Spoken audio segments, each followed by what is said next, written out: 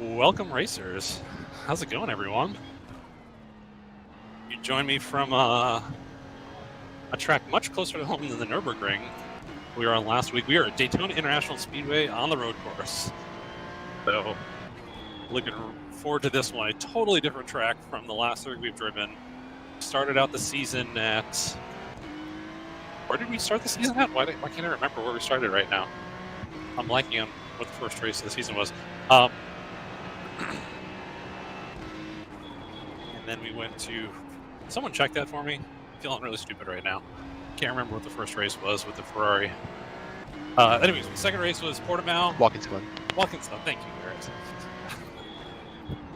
Prototype going down the inside. So we started at Watkins Glen, went to Portimao, figured out some things with the car, and then we went to the Nürburgring. So all three of those tracks are big, fast, high downforce, big commitment tracks.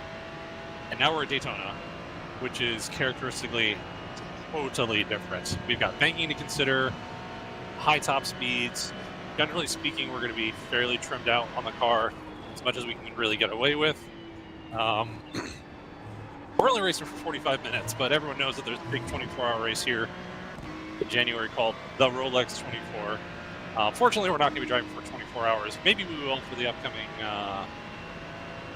special event in January, but we got a long way to go before we get there. So we've got a full house tonight, as you guys can see on camera. Last week it was just Garrett and Daphne. I say just, but forgive me guys, but it was just more of a quiet house last week. But this week we have Angelo Zara joining us again, helping me with engineering as I bolo turn one here super wide because I was lazy on the brake pedal. Angelo Zara. I'm sorry. Shut up and drive. Yeah, thank you. Love it. For anyone who watched last week, you hear me channeling that and saying "shut up and drive" to myself all week. Angelo's back. He was at Road America last week, which is why he couldn't join us with FRP, reporting his team of drivers. We've got Garrett Huizinga, as always, who's going to be helping out with stream production, helping with spotting and crew chiefing. And we have a very special guest close to the camera tonight, Mr. Shane Lewis. How's it going, Shane? Greg, good to be here, buddy. Yeah, thank you, dude. You know a hell of a lot more about Daytona than any of us do. So it's really cool to have you here. We've, of course, worked with plenty before in the sim in here and a lot in real life. I mean, I think most recently, you guys went and won the Spot 12-hour. Not the 24, the Spot 12-hour. You guys won a couple months ago, and then you did really well at Mugello. And then the last time I was with you guys was the Dubai 24, which we had a unfortunate gearbox failure. But it's been awesome to work with you in person. And like I just said before we started, it's very weird to be on the opposite side of the microphone or the headset with you tonight. I got to tell you, it very is, man. I'm really enjoying watching you do your first couple laps here at Daytona. But it is strange, me being on the control side and you being behind the wheel. This is weird. So, Garrett and I, with your help, we drove Daytona. What was that, October, November? We couldn't figure out when that was. It was October. Yeah. End of October, yeah. Yeah. That was an awesome time. We did that in your the Pro Drive M235i street cars, which yes.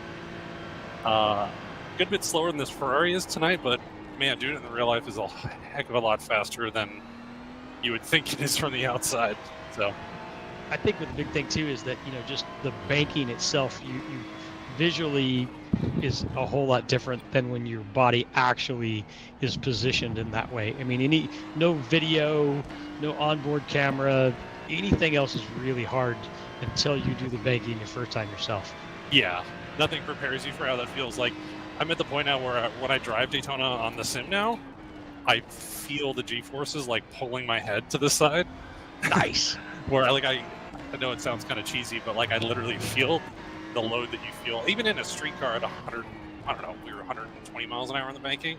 I feel that in my body now, even though the sim isn't technically doing it for me, but just muscle memory. So, absolutely. So, all right. Well, I'm busy talking and not driving terribly clean right now. Shane, how many laps you got here? Oh, all right. Race. Yeah. Even that would be a hard one. Dude, I've done the Daytona 24-hour 19 times, but I have to tell you, I've done and fortunately won and been a part of a lot of really great programs at Daytona from all different kinds of series and cars. And so I bet I'm somewhere around 50 races of different kinds of Daytona. Amazing. Yeah. How long have you been living down here in Florida? I've been a full-timer over 30 years. Full-timer. Yeah. Love it. What do you think of it as a track? Be honest. Daytona is one of those unique places where it's a very special place. It's a very special thing to win Daytona. The mentality is very different. What Greg's going to be doing in this race, how he's going to be doing things from a standpoint of drafting and what he's looking for and how to get off the corners and how to not lose time with traffic is going to be, that's what kind of separates Daytona. Daytona is not a hard track to drive, but it's a very difficult track to get the last 10% out of. Yeah. I think the secret here is it's just about running really clean and driving, I don't want to say as scary of a car as possible, but like as fast of a car as possible. But the art of driving is not terribly complicated compared to something like, I don't know, Spa or the Nürburgring, where it's super technical and like one lapse of judgment and there's definitely a little bit more forgiveness here, as far as things go. We were kidding around with setup before. In typical fashion, came in, looked behind you, start watching some laps, started making the car, as we say, more comfortable to drive. It's really not just always more comfortable. It's, what's the car looking for? What's the driver looking for? Greg, you hit the rear ends on casters. It was a great comment to hear from a race engineering standpoint. You're like, all right, I could see it's rotating just way too quick mid-corner. Let's just see what we can do to calm it down. Our big thing was, does it translate to speed here? We can calm certain characteristics down, but our lap time is still penultimate. Yeah. One outside. So for anyone watching, what we started with is that conveniently in iRacing, we started with, they have a Daytona and a Daytona Endurance setup. It just is like, here's a fast setup that I'm sure someone developed with a lot of work, and it's probably won a lot of races with. So we started with that. We could, in theory, have started from scratch, but, given time and resources, we wanted to start with something kind of close as we could to the ballpark. And we took that, and my initial reaction was that I am going to not survive the race without making a mistake with this. The rear is so snappy, and anytime I try to go to power or look at it the wrong way, car sideways, we're throwing speed away. So me just not being an alien here, we have to make this car more comfortable for me, or I'm not going to survive the race. Maybe Verstappen or any of these 9,000 iRacing guys could turn a lap, but aliens. And maybe I could do it once. I don't know. But not to overuse an old phrase, but finish first.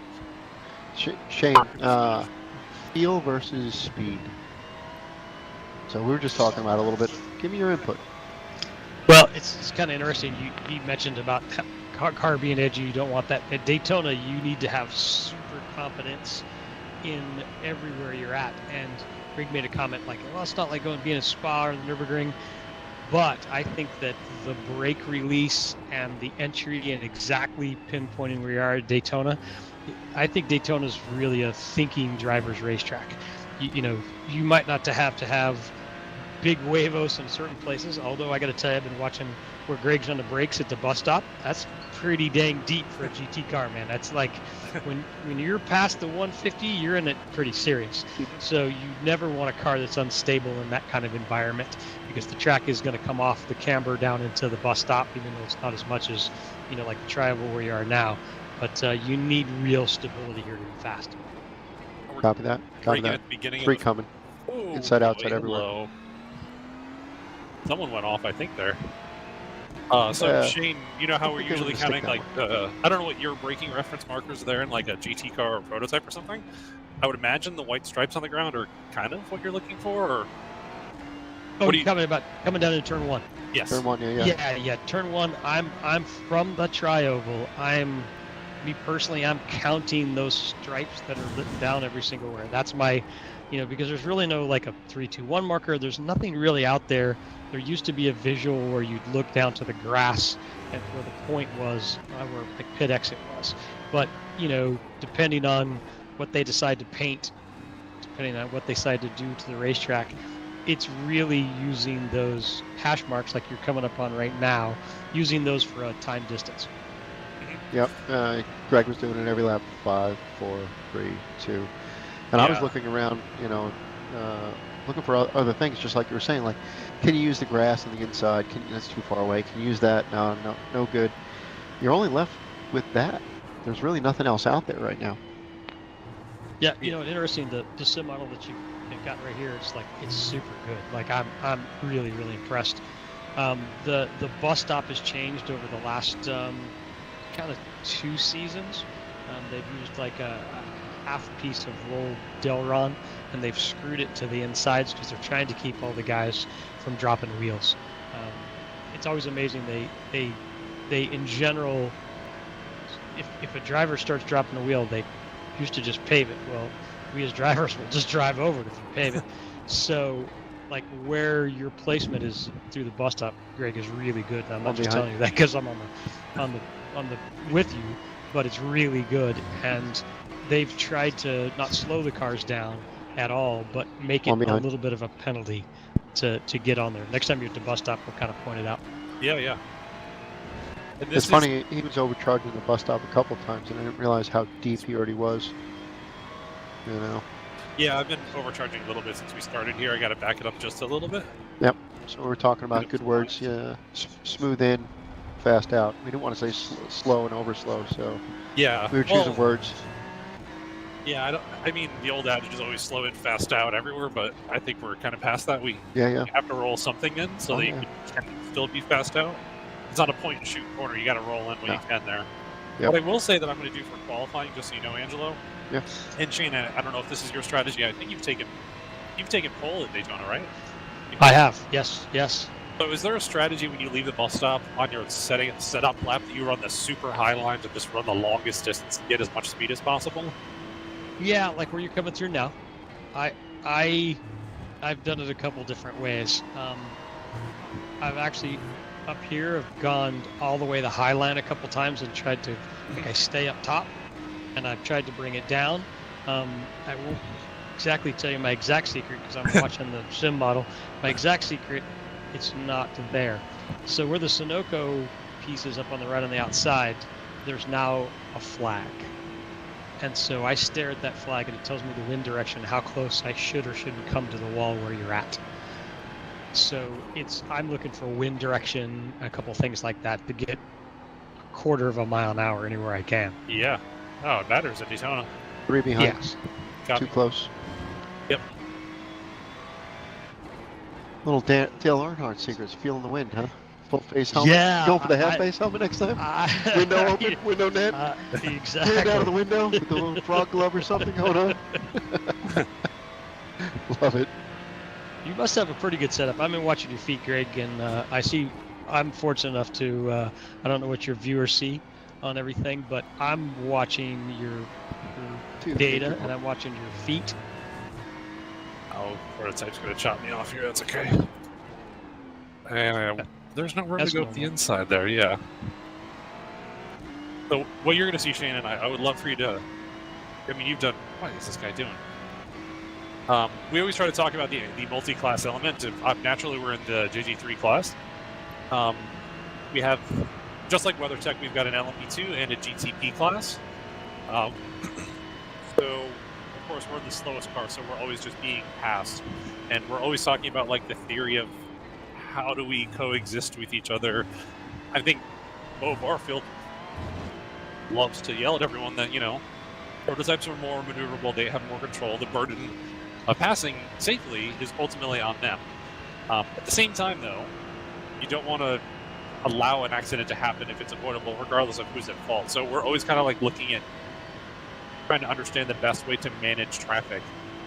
When we were getting ready for doing Real 24s, especially with GT cars, the discussion was always let the prototypes, if you have to let them by, try to always do it on the way into the corner and then never lose your corner exit, because it minimizes the time loss. Like if you're having to lift on a straightaway to let them by, that just kills the amount of time you lose. But if you can just lift early, save some fuel, let the prototypes go through, you can really minimize the amount of time loss if you're forced into a situation where you have to let them go. Normally, I don't care. I'm online. You guys figure it out. But I also don't want to force a bad situation to happen and get us both taken out of the race. So I don't know what your insight is on playing with multi-class. I think it's super good wisdom what you just said about utilizing making sure you get a corner exit. I think that's really the key. So many guys fight someone on the way in. They're like, I don't want this prototype, I don't want that in the way in or something like that. And then they're compromised from apex out. So I would rather check a little, let the guy come to the inside, and then make sure by the time I'm at the apex, I'm accelerating out like I would at any other time, specifically Daytona, because you got to get out of turn 6 the last one you're out of there. You got to get out of the bus stop. So if you compromise the center of the corner and the exit, it's going to hurt you all the way through. Yeah. Copy that. Makes sense. Absolutely. Usually the part I'm telling you about how Bo Barfield yells at the prototype drivers and he's got them in good order and they're all, super pro guys. Well, that's not always the case on iRacing. They tend to think they own the place and that they own every single apex and we have to get out of the way. So try to juggle that with how it's supposed to go is always tough. A couple times we've had contact with prototypes. I don't think it's recently taken us out, but I've been just straight up rear-ended by a prototype in the middle of a corner. And I'm like, I don't know where you thought I was going to go, so thanks. But if we can just keep it clean tonight, we're usually pretty strong around traffic relative to the competitors we're against. So, well, and always it should be. The only one's the difficult is probably from a standpoint of here where you're at, coming International Horseshoe. Generally, it should be easy. They're going to come to inside of you. So GT cars shouldn't, even if you need the entire exit to go up we'll call it up the hill out of 6 or out of the bus stop, you realistically should be able to check a mirror, and a prototype car shouldn't mess with you a whole lot. The problem is that the prototype guys are driving them like they're just bullets, right? And they need to consider. So I actually agree with Bo on a lot of stuff that responsibility needs to be a little bit more on the prototype guys. I think the best prototype drivers are someone, take Dane Cameron for example. Huge respect for him. But he also drove a bunch of GT cars and different things before he got to where he's at. The guys that come from, let's say, a Formula One background to a prototype car, they have no experience being in the multi-class from a standpoint of a GT car. Yeah. And they're the ones that are usually they're the wrecking balls. One behind inside. Yeah, I think the best thing for anyone watching, if you're in a multi-class series and you're frustrated about how the other class is handling you, you should go drive the other class for a little bit and see what they have to deal with. There you go. I think that's the right way to do it. I mean, I don't think everyone has exactly that luxury in real life to go, oh, let me just get into a GTP car and understand what their life is like. But at least in the sim, it's pretty self-explanatory. I'm going to stop here. I think we're pretty close. Maybe we can do a quick qual setup, or we should just move into our race lobby. Ooh, think it, huh? You're thinking. Also, Greg, yes. Mike from Sim Racing Den says hello and good evening. Yeah, I just saw that. Hi, Mike. How are you? Love the podcast that just went live, I think, last night. I hope everyone's had a chance to check that out. We were watching it at lunch today. Great to have you here. All right. Are we close enough to be able to? Yes. All right. So, Shane, what you missed 2 weeks ago when we were racing at Portimao, we were talking about how you guys, what year is it that you guys won the 24 there in the crazy heat? Oh, it was so hot. I don't remember. It was not too long ago. I think I'd overheated my brain, so I don't remember. It was a 24, right? Yes. Yes. That's insane at that track. Like, it's so physically demanding. So physically demanding. Like, really, like, completely. So much so that, fortunately, they're in the back of Portimao, there's an area where there's just big giant showers in the men's restroom, and every stint I got out and literally just went and laid in the shower for like I don't care what was on the ground. I was like laid in there for 5 minutes, got up, acted like I was okay to get back in the car. Well, even if it wasn't like, I don't know, 95 or 100 degrees, that's a super physical track. Like, I know I actually think the first time that we did sim stuff together, I was teaching you Portimao. Like, I just downloaded the track and you drove for a good bit, and you always tell the story about how I watched you and then went a second faster with 2 laps. Yeah, or something. Oh my God, I'm like working at this, and you go, "Oh, quick!" I'm like, "Come on!" I'm like, I've never seen this track before in my life, literally though. But now that I did a lot of racing, shoes on the other foot, huh? Oh, very good, very good. Well, I had the luxury of watching you do all your laps. I'm like, oh, I can do this, and this. And I just have to go physically do it. But just listen to him, huh? Yeah. Well, that track is just so physical. Like you don't really get a break at all. Like this front straightaway, okay, you can catch your breath for a second or two, but it's just such high commitment, increasing, decreasing, blind over crest, managing power. Like there's just so much going on there that then dealing with all the heat going on, it just must have been insane. I wish I could have gone to that with you guys at CP That's Racing. good stuff. Hey, so this is my first time. I watch you all the time on your cast and checking this stuff out, and you guys do an amazing job.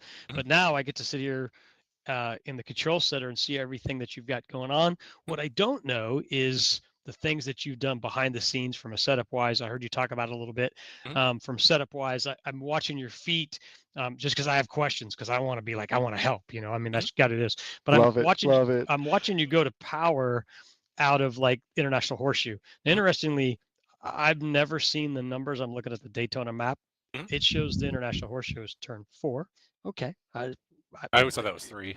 I always thought that was 3. So these are a new map. We just call them, this is a different map because 6 is definitely the one that coming out of the last corner. That I know. But anyway, so what are you, from a standpoint of qualifying, how much time do you get, and what are you trying to do setup wise to change for qualifying? So qualifying, I'm sorry, I'm just getting my heart rate monitor set up right now. Oh, nice. Yeah, so it'll actually show up on the screen so everyone can see how hard I'm actually pushing, which is kind of cool. So qualifying, you get an 8-minute window to do an outlap and 2 flyers. And that's it, which is really tough because at most tracks, one outlap is not enough to put enough heat in your tires. So you're just about sweet. No warmers, pressures, no warmers, cold change tires. About how much? Usually, like temperature-wise, we start at ambient, and we're getting up to I think usually like 140 F, which is still cold. Like I'd really want them like 165, 170. Pressure-wise, I think we're at like 20. Angela, you probably know better. You're watching pressures more. I'm usually just watching temperatures more than pressures. Yeah, I've just on the qualifying, I'm not even concentrating about that. I'm just looking at what you're doing. Yeah. All right, so I got one more question about qualifying then. From a standpoint of when it goes out, you get 2 times, out 2 times, correct? Yes, correct. 2 flyers. Out 2 flyers. So usually what my outlap, I'm trying to scrub as much heat as I can in. And I'm usually, the trick that I found more recently is that if you just stand on the throttle and ride the brake, you heat the brakes up and then that heats the tires up, which we know works in real life, but usually a car would give you a conniption if you actually did that for and you could glaze the pads and everything, and there's all kinds of stuff. So I got to ask another question. Do you have to start the race on the same tire you qualify on? No, we start on cold stickers. So you get to smoke these. I like that. Okay. Yes. So your outlap burnt down, man. Just throw them away. Like literally, I'm just cranking wheel into it. Yeah. Big stands and burnouts and everything. Chew them up, throw them out. They're honestly, what I found at Daytona, ironically, it is warm weather. So this is not a January day. It's 85 degrees and track temp is 114. It's high. Okay. Yeah, you can see it on the screen there. Right. So the tires get pretty hot pretty quickly. Like when I start the flyer, just an outlap, like I'll just do one now. Here, let's actually do some quality setup stuff. Angela, we do need to go through our fuel consumption stuff at some point, but we have a little bit of time to figure that. I think I was at 3.4 liters a lap. Didn't even look at it. We were, in here, got jammed up as far as we were running setup stuff before, so I didn't even look at fuel burn. And here, I'll cheat and I'll tell you the number of laps that the race is. So Shane, the strategy cheat for this is that because they run one of these races every 2 hours, I can go back and look at the previous races and see how many laps the leaders did, or like the fastest guys. So like 26 laps completed. So the race is going to be 26 laps long, and this is a split higher than me. So these are faster guys than me. So we can't possibly run 27 laps. Garrett's working on it. Go ahead. Okay. What do you got? 26 laps, and I think we grid before the bus stop, so we only really need 26 and a half laps worth of fuel plus a margin so we don't run low or something like that. Right. I think that's Wayne saying Shane in the chat on the text on the chat there. I know he just texted me. I'll get back to you afterwards. Wait. Is it a timed race or a lapped race? It's timed for sure. It's a timed race. Yes. So that's why we look up the number of laps. What was your fuel burn? You said 26 laps total? 26 laps total. I think we were at 3.4. Copy that. Liters a lap. So, 4. 88.4. What do I need for 3 laps? What's a quick math on that? That's 9, 10.2, 11 liters should get me. 11, 12, 3. Yeah. I'm going to call it 12. It's a nice round number. I like 12. Yeah. All right, I'm going to save this as my qualifying setup, and then we'll do some quali runs. In Shane, qualifying is no traffic, so I'm the only car on track, so there's no having to set a gap or looking for a tow or anything like that. So, which would be fun, but it just adds a whole new element. If they did that, I would want a 15-minute session so we can all have time to figure out when all that is. Right. But with just 2 laps, and then you need me as your teammate, so I could give you a draft. Just saying. Yeah, no, that would be really nice to be able to do that. I asked Greg before. I said, we were talking about, well, I did that lap and that wasn't in the draft. I'm like, the computer knows you're drafting? I'm like, this is cool. Yeah. I'm like, we need a partner. Yeah, right? Shane, get out there. We don't have to actually worry about fast lane stuff here. It's just shortest distance to pit out.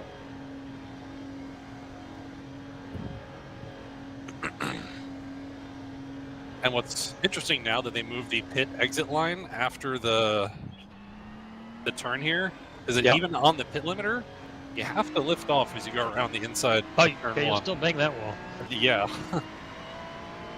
Number of times people have crashed leaving pit lane in the middle of the night on cold tires is astounding, especially by pros. It's sad. I mean, it happens, but it saddens me because, like, you work your whole weekend, bust your butt, try to do the best you can, and it catches everybody off. Yeah. That's why cold tires. I'm in wall practice, so I'm going to try to... One behind, closing the gap. Come on. I'm going to wring this thing's neck. Well, what's cool with the TPMS, like I can see the tire pressures and temperatures. You can watch how rapidly they rise in the banking. Like if you literally just watch right here, you watch the temperatures, one behind, just one outside, up as you load through the banking. Right. And then it slows down. You can see it on the dashboard of the car. 130 on the right front, 131, 132, nice. 33, 34, and then as soon as you get flat, it stops. So this is qual practice. I always take it nice and easy on the way in, and then pull the trigger on the way out. Now. Yeah, just go. No, it's okay. Like I said, I'm going to run the super high line. Gotta put me on mute. Mute. Run the super high line.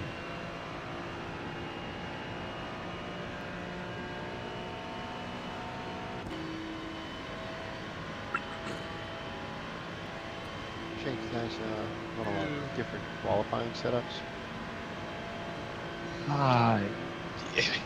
Everything's a little bit different. Each team, I know. No, but it also depends on, do you have to start on the tire you qualify on?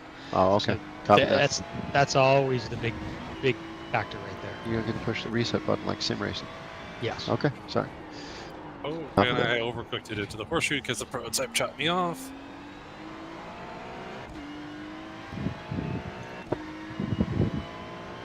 You're going to give me no room. There we go. Thank you.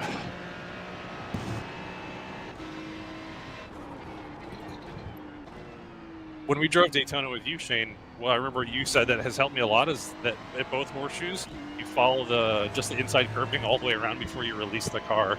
And that's honestly been the best reference tool for getting around the horseshoes for me ever. It's really that simple there. It really is. Everybody's looking for all kinds of stuff, and I'm like, just follow. It's kind of seems counterintuitive, especially out of 5. But I'm like, because everybody wants to get on the power. Just wait. Just patience. They're 180-degree corners. You just patience.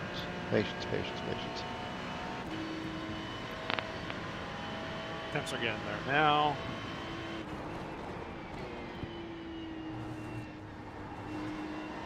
Now it's a bit early, but it's stuck.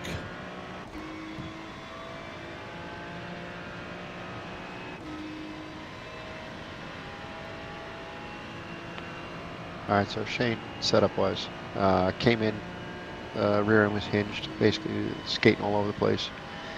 Looked at it. They were trying to run, damn near zero toe. We tickled the toe in, took some wing out, dropped the rear bar to almost zero, overshot it a little bit, put the rear bar back in 15 degrees. Front was still diving. You kind of were referring to some off-road fun stuff. front end was diving in pretty hard, so we raised the front end. Didn't play with the rear to deaden it and also gain on aero. Prototype behind coming out. Yeah. Around the outside. Be careful. And then where did we end up? Then we started shocks. We pulled out low speed all the way around, added some high speed just to give it some compliance and smoothness so that all these little bumps and undulations that he's got floating around. Nice. Just made it more drivable. Honestly, we didn't like crack off a great time. So we're hoping for Greg to shine and show us what this thing can do. Yeah. No pressure, Greg. Did you guys pick up any mile an hour or lose anything from the ride height change in the front? So last was the wing change and the nose in the front. The nose in the front didn't seem to show an appreciable change, but the rear wing out the 2 degrees definitely did. Copy. I know where I would go next, but I'm going to shut up and let you guys do your business. It's open forum. No, I still got to learn here. I'm watching. I'm watching. Have you driven one of these before? Never. All right. So then shut up. All right, just shut up. Love it. So, the, I guess, frustrating part for us is that, I mean, I think I'm doing an okay job getting around here right now, and I'm not leaving, like, gobs of time anywhere.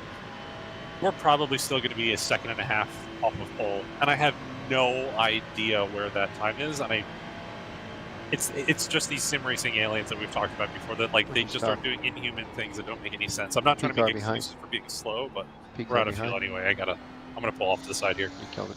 Oh, he didn't make it. So last 2 races that I watched you do, you guys have mentioned the aliens, but I don't know who that is.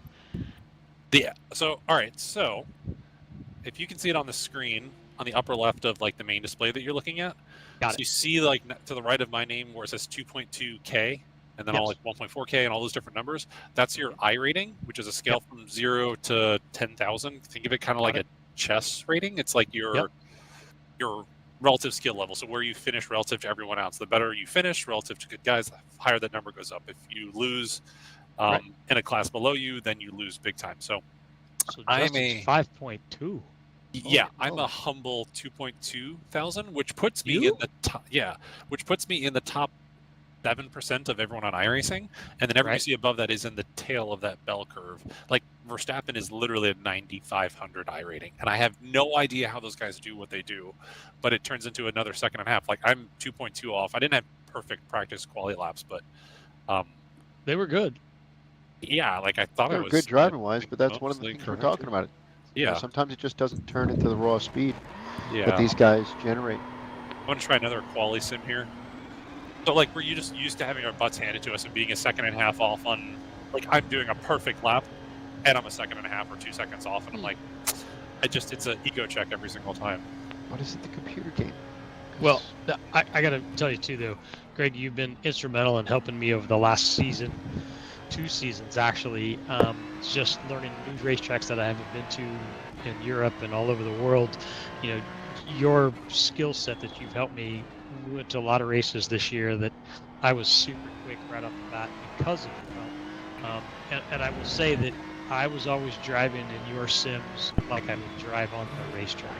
And so one of the things you have taught me over time is that there is driving on the sim, using it as a tool for driving race cars, and then there's a little bit of sim racing. And so I think I have a real respect for what you're doing from a standpoint of watching your feet and watching your hands, watching where the car placement is, you know, things that I'm looking at is that you're driving it like it's a race car, and I mean that in really good respect. I don't know what the other guys are doing, but I guarantee they couldn't do it on the actual racetrack like you're doing. Couldn't do it. No way. If they're a second and a half, I see where you're braking on and power in your feet. There's no way. Yeah, I mean, I've watched you and Charles Espenlaub and Joe Foster and Charlie and like dozens of other pro guys. Oh, one behind. Bouncing off the wall. I've just watched real drivers drive, and I think through osmosis I've picked up a lot of skills from just watching how that works. So in some ways, the way I drive the sim is I'm trying to drive the way I would put my brain into do this if I were going to do it in real life, and I'm not so much playing the game of trying to optimize a lap time and totally disregarding what you do in real life. That I think is, in some ways, what holds me back. I'm not making excuses, but like I try to drive what I'm just looking at this like driving a real race car. Yeah, that's the way I've always approached this. You know, the sims have come a long way as far as physics setup. I mean, 5 years ago, 6 years ago, there was no setup on these things. It was all just junk. You were just throwing things at it, whatever it made it go fast. But now they've gotten in touch with a lot of engineers, and the responses we get out of the setup. It's good that Shane's picking up on feet. Position a car, how the car's compliant over something or not compliant. All those things are right there. One behind, inside tight. How much time do you got before qualifying, buddy? It's right at 8:45. 10 minutes. 10 minutes, okay. So, from your steering wheel standpoint, you got a big understeer anywhere, push anywhere, big No, entry wise? no, it feels very pointy. I can place it really wherever I want to. Can I throw in something for you boys, if you don't mind? Please. So, Daytona really loves platform, big time. Okay. And so, where the only way, if you're telling me this is where the time is off, I'm watching your feet go to power out of a couple of sectors, right? So you need to be able to put that power down without affecting how the car's handling in the rear. If you can stiffen the front platform via, I'd say, a sway bar. I don't know where you are sway bar wise in the front. It just looks to me as I'm watching your hands and I'm watching your feet that you're still hesitating a little, and if you get too much hands in, the car really steps out the back. Yes. So it could be the wrong way to go, but I have to tell you that I would definitely try doing something with the front platform to stabilize it so you can go to powers. I agree with that. That would actually help a lot. I think Copy that. Angela's the engineer, but my engineer would say. Oh, I'm sorry, buddy. I'm throwing Nice, too nice. much You're at stepping you. all with us. No. I just stepping on everybody's toes here. How to drive, how to engineer. Where the heck was he an hour ago? Well, we're throwing the kitchen sink at it. Hey, we got it this far. All right, you want to carry it the rest of the way? Sure, no problem. No problem. We're good. No, I love it. We're full stiff on the front bar. You are full stiff on the so front bar. So next, bring him up and drop the bar. Get the right height back.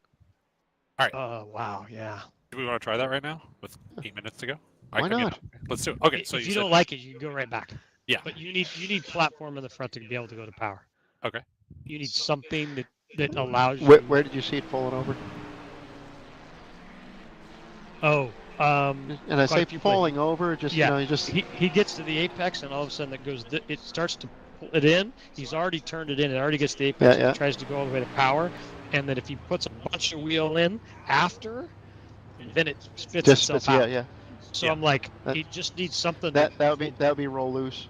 So it's rolling over the front, and it just snaps the ass end out. Yeah. Copy that. Yeah. Good eyes. Didn't pick that up before. Okay. And that's one of the things that your eyes on your timing, where your hands are at, and everything else. Greg, I'll throw you under the bus. I'm not getting that feedback from the driver. so I'll take it. Sorry, it's all three of us. Sorry, I'm just saying. All right? Greg's like, Shane's not coming back. No, this is good. I don't care about that. Greg, we're gonna do a short stint. Shane's gonna close up the race, all right? I'm down. Sorry. Just so you know, I have so many. You asked me about Daytona, dude. I gotta tell you, I mania races like at you Daytona.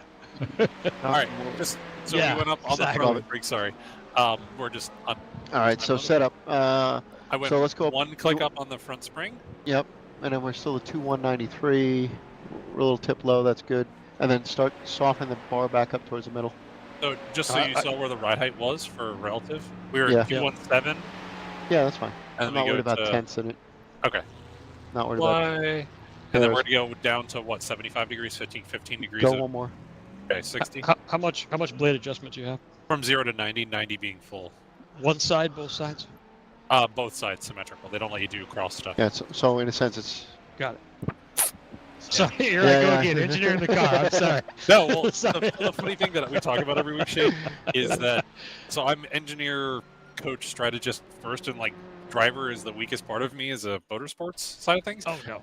And then Angelo is an engineer, and then he asked me to take my take on the car, and I just give him totally engineering answer, and I'm like, Greg, you need to shut up and give a driver answer. Give a driver answer. Driver answer first, usually. So I'm on a race setup now for reference. So this is a full fuel load. Full load. But the tendency that this car doesn't really seem to change. It's just the grip goes away equally front and rear. That was the other thing is Shane was laughing about 90 gallons of fuel in the back of an off-road truck. I'm not saying the Ferrari's a dump truck, but we didn't notice a fuel burn problem. Give me half a tank. Yeah, so no half a tank. And that's one of the things we were talking about, Shane. So when I come in, say hi and everything else, he normally jumps in and just turns some laps. I'm like, all right, see what you got. I'm standing behind him in the sim. All right, to see exactly what you're saying is when his hands and feet are going. I don't see his feet because I'm over the top of him. But you got the good coordination there on the screenshot behind you. So we don't get a chance to analyze the data. The data's in front of you of what his hands and feet are doing, and it's telling you, like you said, what did I ask?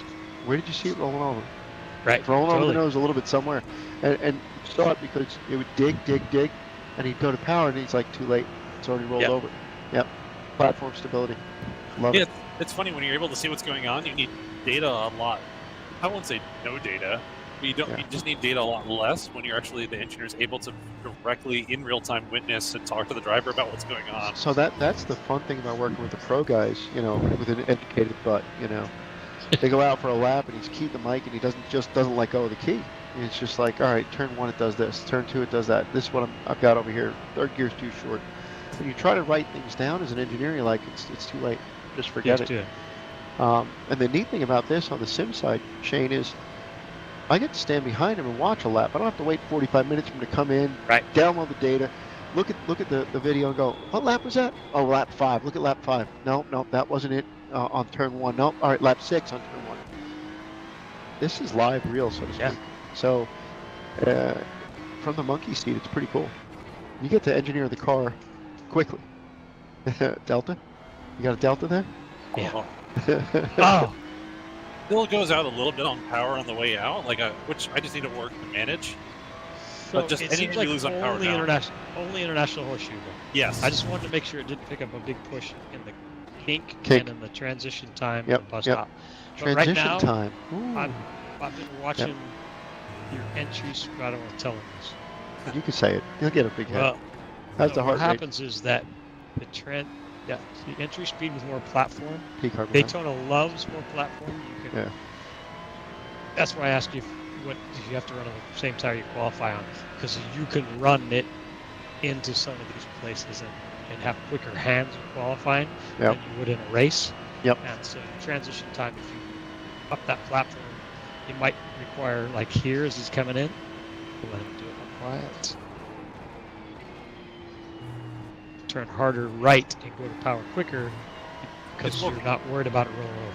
It's more comfortable there. It was a little bit more pushy. I've usually been apprehensive about training wheels, so I'm like careful. Now I'm like, Shane, okay. You're pretty good at this. Yeah, that was really good. I should drive someday. Someday. I'll take that to the bank. Now, the good thing is, like Greg, you said, you're not a pro driver, but you've got pretty good feel, pretty good acumen together as a team. There's me, Garrett, or the guest, Shane. We're going to work on it. And I'm going to make a mistake. You're going to make a mistake, but together we'll pull back out, get this thing going. Yeah, this is going to be good. Yeah. So one of the things we kid around about platform stability, Shane, is how stiff can you go on the front end? Period. Every race car. That's it. Yeah, true. Totally because it's transition time, platform stability. Interesting enough, autocross. Shane, you ever do any autocross? I didn't start that way, no. Okay. Transition time. Yeah, right. Totally. So all you're doing is turn right, left, right, left, right, left, right, left. Yeah. If it's really soft, it never gets back to neutral to where you can turn the other direction. So now you're looking at the bus stop at 100 and, what are we at, 20? What's our min speed at the bus stop? I'll tell you in a second. I'm waiting for it. I don't know the number. Smooth in, fast out. I'm already 3/10 up with a all I can tell you is every single time I let it right on. That's good. Love it. You got min speed over there, Shane? I can watch it here. Got it? It's going like about a flow Yeah, I figured about in the high 90s. Yeah. So call it 100. We'll round it off. You got to go right, left, right. You got to go left, right, left. That platform has microseconds to be flat and stable. Yeah. Or the physics, it just wants to keep going in the other direction. Autocross guys deal with that all the time, but then they have the problems they're in a parking lot. But now you have bump compliance. You can put the 1,400-pound springs and you get great transition time, but then, you know, you go over a little bump and you're in the air for 7 days. So, a lot of fun. That's why we love race car engineering. It's a dance between all of that. Love it. I think one of the things I'm self-identifying that if you guys could grill me on, there's a couple things that I see that are very hard to get me to actually do, even though I see them. I need to get off the brake pedal in one. I think I'm overslowing in one a little bit. I would love to get myself to roll more speed there. All right, if you're going to roll more speed, you're going to have to change your angle of attack a little bit. Okay. All right, so what I mean by that is if you roll off, have to roll off after you have a little bit of the attitude of the cart already pointed the direction you want. Because once you roll off the brake pedal in one, it's going to stop turning. Yes. That's what I'm trying to use, where like I'm using the last 2% of the brake release to get it to turn, but I'm realizing that it's too slow at that point. I'm going to power immediately to make up for it. Shane, brake bias in turn one? Come on. Come on. A number is not, it's kind of irrelevant. No, it's not a number. I'm looking for the feel. I'm looking for the fun. Hey, Greg, are you in the race session right now? Yes, we are. Okay, I'm seeing everyone's disconnecting. Are we positive? Here, let me go back because I'm not doing this crap again. There it is. Okay, there we go. Okay, I had a little of that PTSD. We're all having a heart attack. Yeah. Holy shit. I'm sorry to cut you all off. Good job, Garrett. Like, we're here pucking around talking about things. Yeah, after man. Portimao when we missed our session. Yeah. That was bad. I just never had a Thought it was all automatic. I don't know. I thought you joined the race like a month ago. Didn't you register? Didn't you register for the year? Forgot to fill out the paperwork. They didn't tell us to leave. All right, Shane, you're not getting off that easy. Brake bias, turn one. Daytona. He's smiling. It's just that's not a. I'm just saying. That's not a yes or no answer. No shit. It's not. It's not a yes or no answer. Where's the engine? How much fuel are we running? How big's the tire? It's all kinds of stuff. So what do you want for your comfort there for brake bias? What's in the car now? We're at some percentage number. We're at 50.1%, and I know that like in a super high grip setup, we're at like 49%, which sounds obviously super low, but I don't know how they're calculating that. Yeah. Every car is different how they look at brake bias. It's kind of a right. You just have to know what. I was looking for Shane's input not on the number, but on the driver feel going in. Too much rear, too much front on Daytona alone. Just turn one. I'm a little rear biased in one. I'm running as much platform as I can get. I'm gonna run it up against the wall. I'm gonna turn it. I don't break at an angle as one. I try to straighten it straight up line as much as I can. Okay. I'm trying to get it up, turn it, come down because I then you can manage that rear brake bias a little bit more. Yeah, then you can manage it. But I think Greg tries to bend it in too much on it. I think I can go a little wider. I think I've been turning in with the straddling the white line, and I'm going to go up a little bit to the right and come across the white line, and that'll straighten it up a bit more. I think that'll give me a little bit better of an angle. I think it will. And I'm just going to throw in something before you go. What's difficult for me working with Greg for the last couple of years on the sim is knowing where the sides of the car in a sim. It's foreign to me. In a race car, I can miss a wall within a half an inch.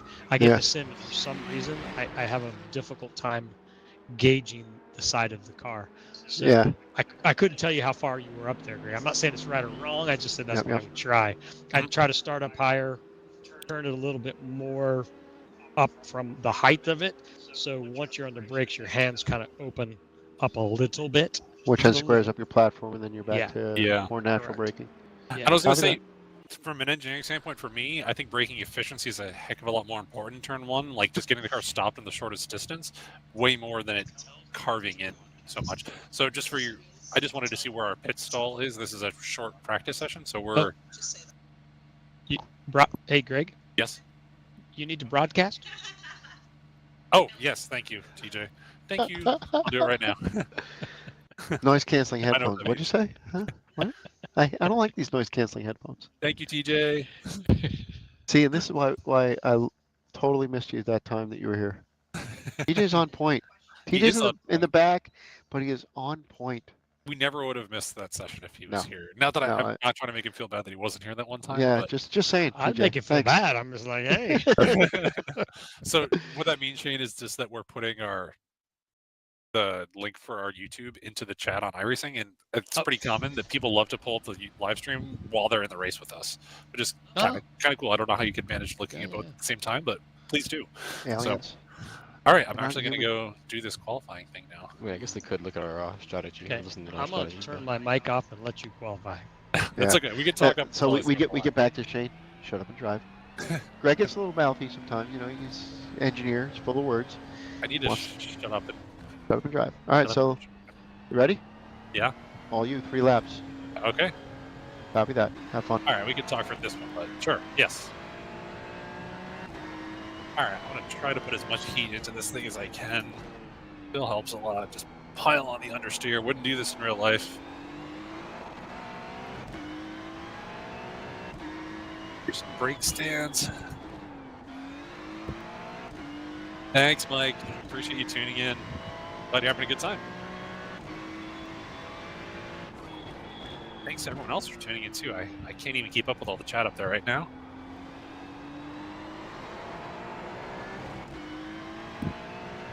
I caught myself doing it earlier.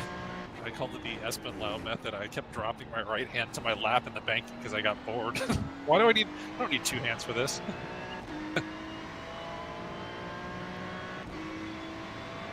All right. Focus in front. Yep. Yeah, I'm sorry, Greg. You are not Charles Espenlaub.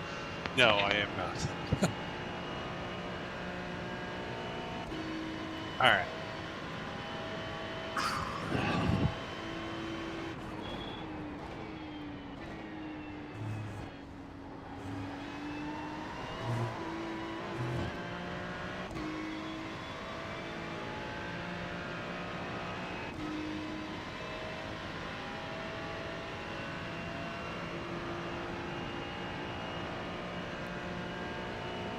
Come on, Ferrari.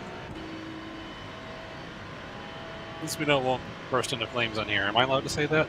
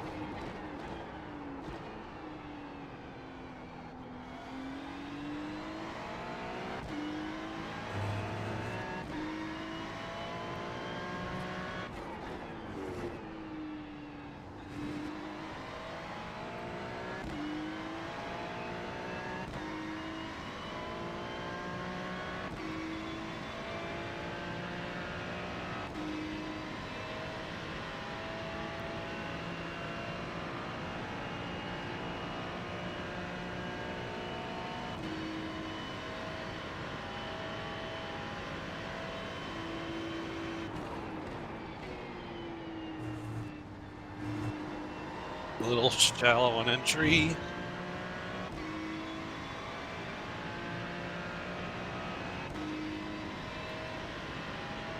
Still a pretty good lap.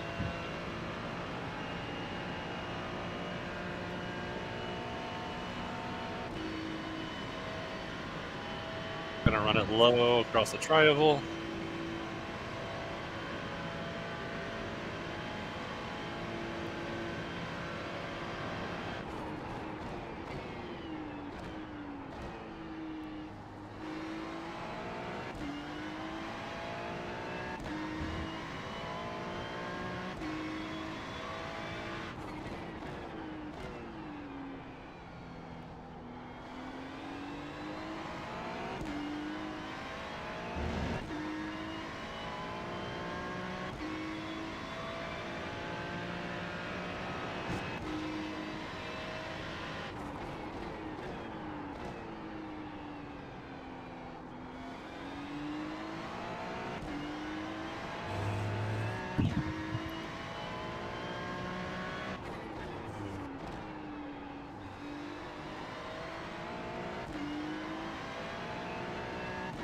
There we go.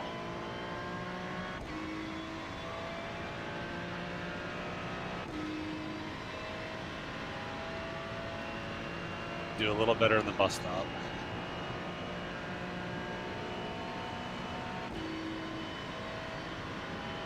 Smooth in, fast out.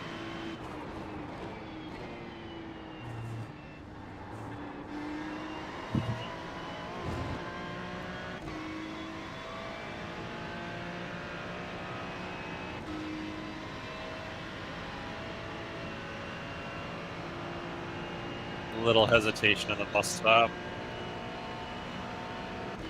Let it release. Let it release. Yeah, there you go. Gonna go for the shortest distance for the line here.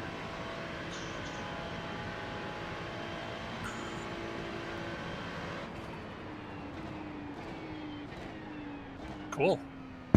Nice job, man. Really All good right. lap. Wow. Good lap. That Really. was as good as I've ever done. Both of those were. Thank That's It's right. got a mute button. You should Yeah. have heard him back. Holy cow. Dude, you should. I had to Go. turn it off, man. Love it, love it, love it. And I'm He's still. more animated than I am. I'm like, go, go. He's jumping up and down out of the seat.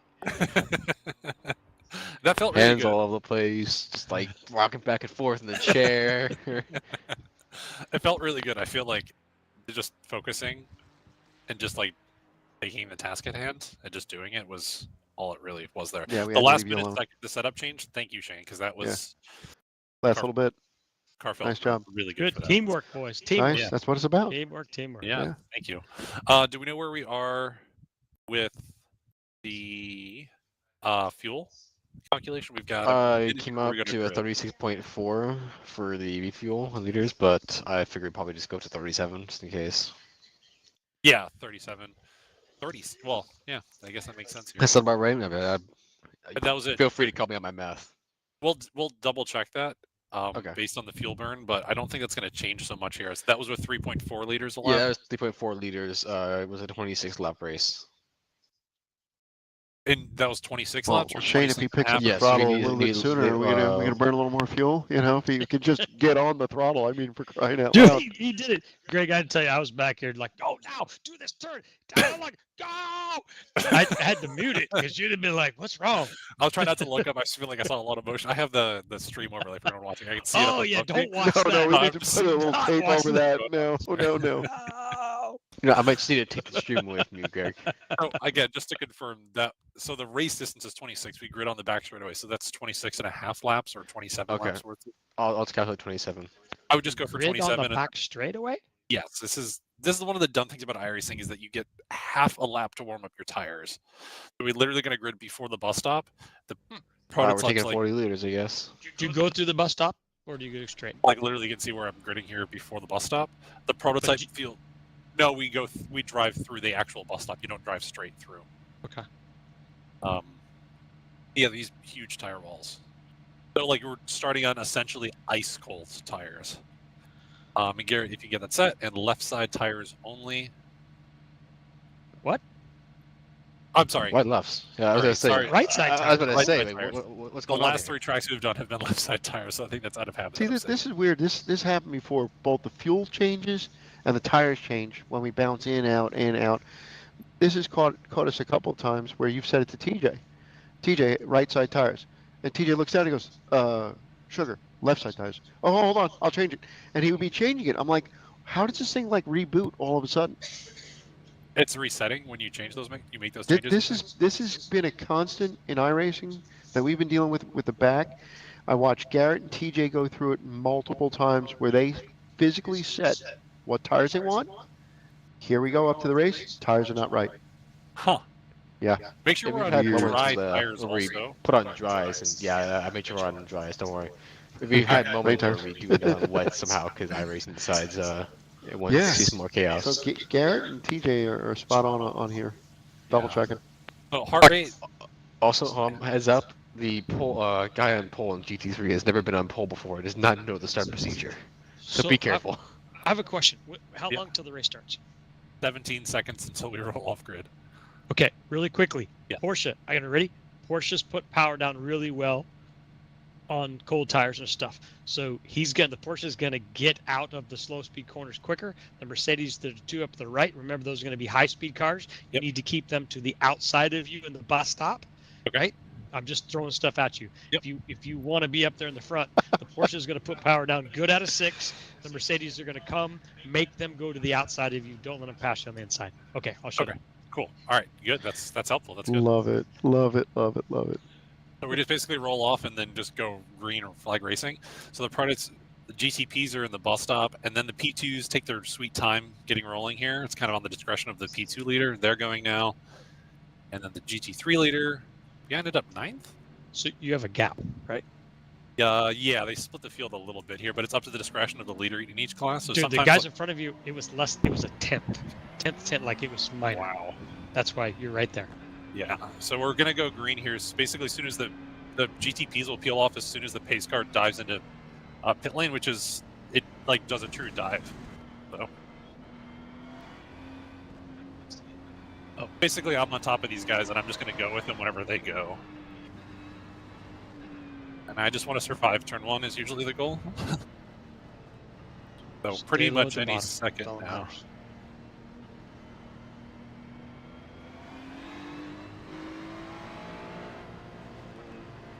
Also, I'm betting 120 in your heart rate this game, this race. The shade factor. Bogey's money here. Got it. Go, go, go, go, go, go, go, go, go. Oh boy. Oh boy, where am I going? Where am I going? Am I clear outside? Clear outside. Okay, I'm gonna go high. Center it up, good. Please survive turn 1.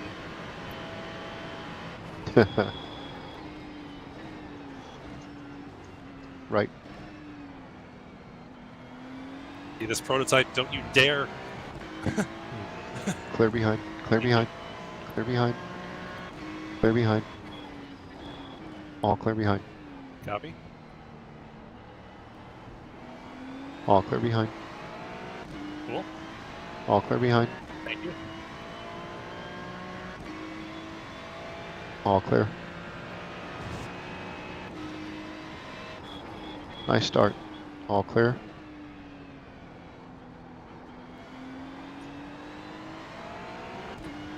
There's going to be some stupidity into the bus stop from these guys in front of me. I know, I know. All clear. We got a little bit of a stretch on them. It's an accordion, but it's all clear. Got a prototype coming up through traffic. Yep. I agree, Mike. We should put the heart rate sensor on Shane instead at this point. Very valid point. Stay in the draft, buddy. Don't come out.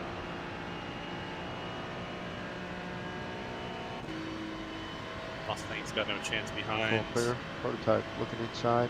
2 cars back. All clear. All clear. Straight line. Go, go, go. Double draft. Nice. Prototype, high side, center. Yep. Prototype, center. Being low. Prototype, center. Stay low. Gonna take his draft. You got it. Slot in, all clear behind. P2 is the best for drafts. Nice job, Greg. All clear behind. Copy.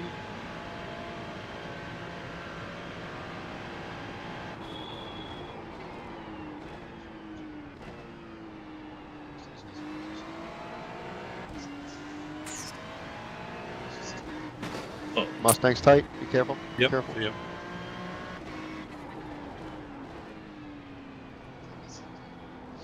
We're gonna hose these guys up. Sorry, Mercedes. Still there.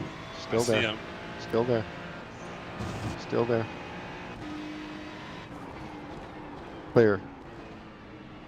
Oh, dive, dive, dive. Watch Okay. out, watch out, watch Missed out. him. He doesn't appreciate the tap that No. he forced me to give him Prototype, earlier. direct behind, inside, inside, inside, inside, inside. Slot in, slot in, slot in. Checked, checked. Yep. Clear.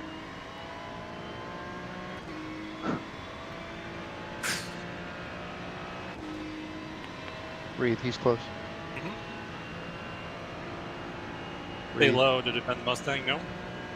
Yeah.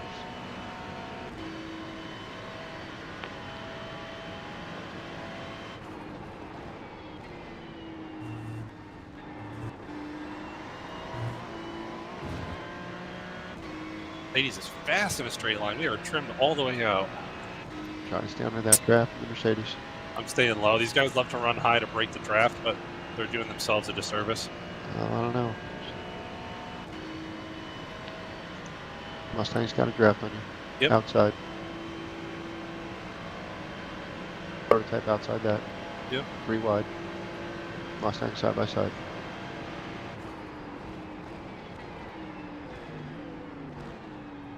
Good job on the brakes. Great job on the brakes. Well, thank you.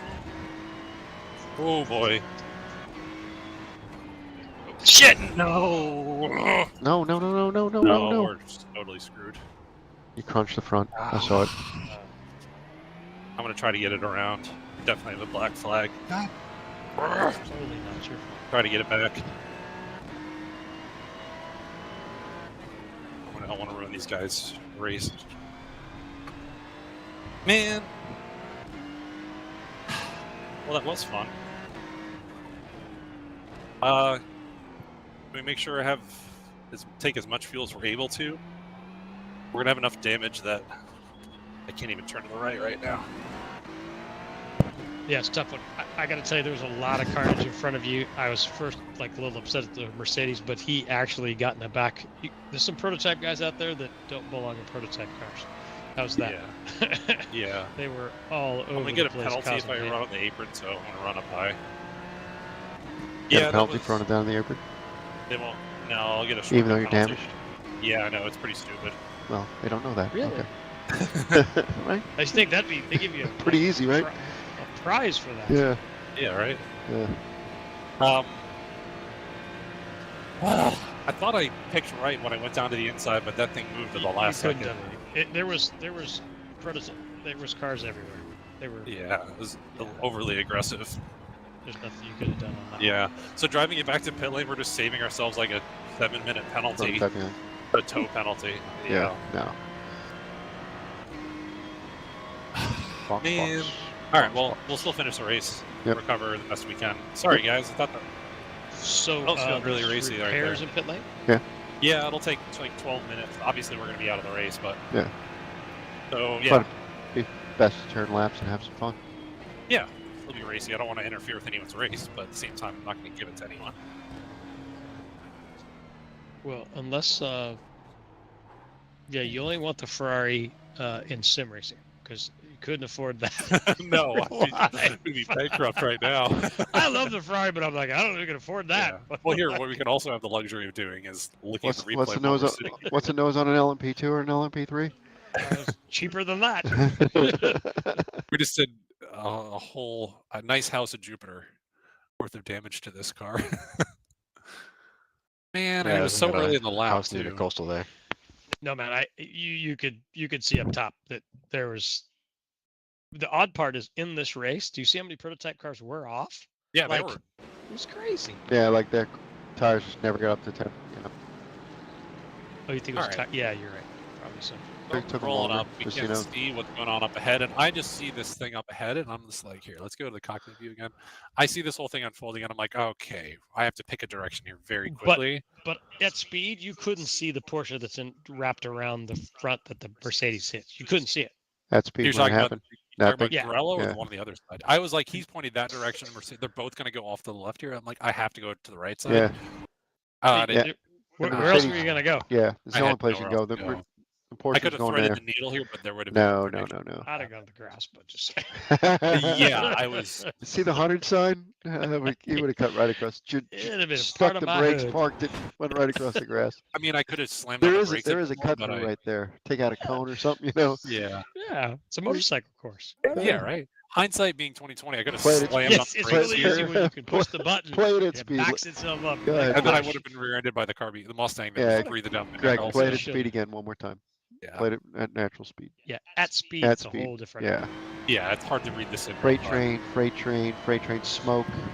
Don't know. Oh, see, so Yeah. they were inside on the binders and everything else. You started fade a little bit to the left, and that's when they leaked over to the left. Total race incident. No harm, no fouls. Nothing you can do. Yeah, that sucks. I mean, Nope. I was Bigger excited. brakes. Hmm? Bigger brakes. Then it No, probably got- no.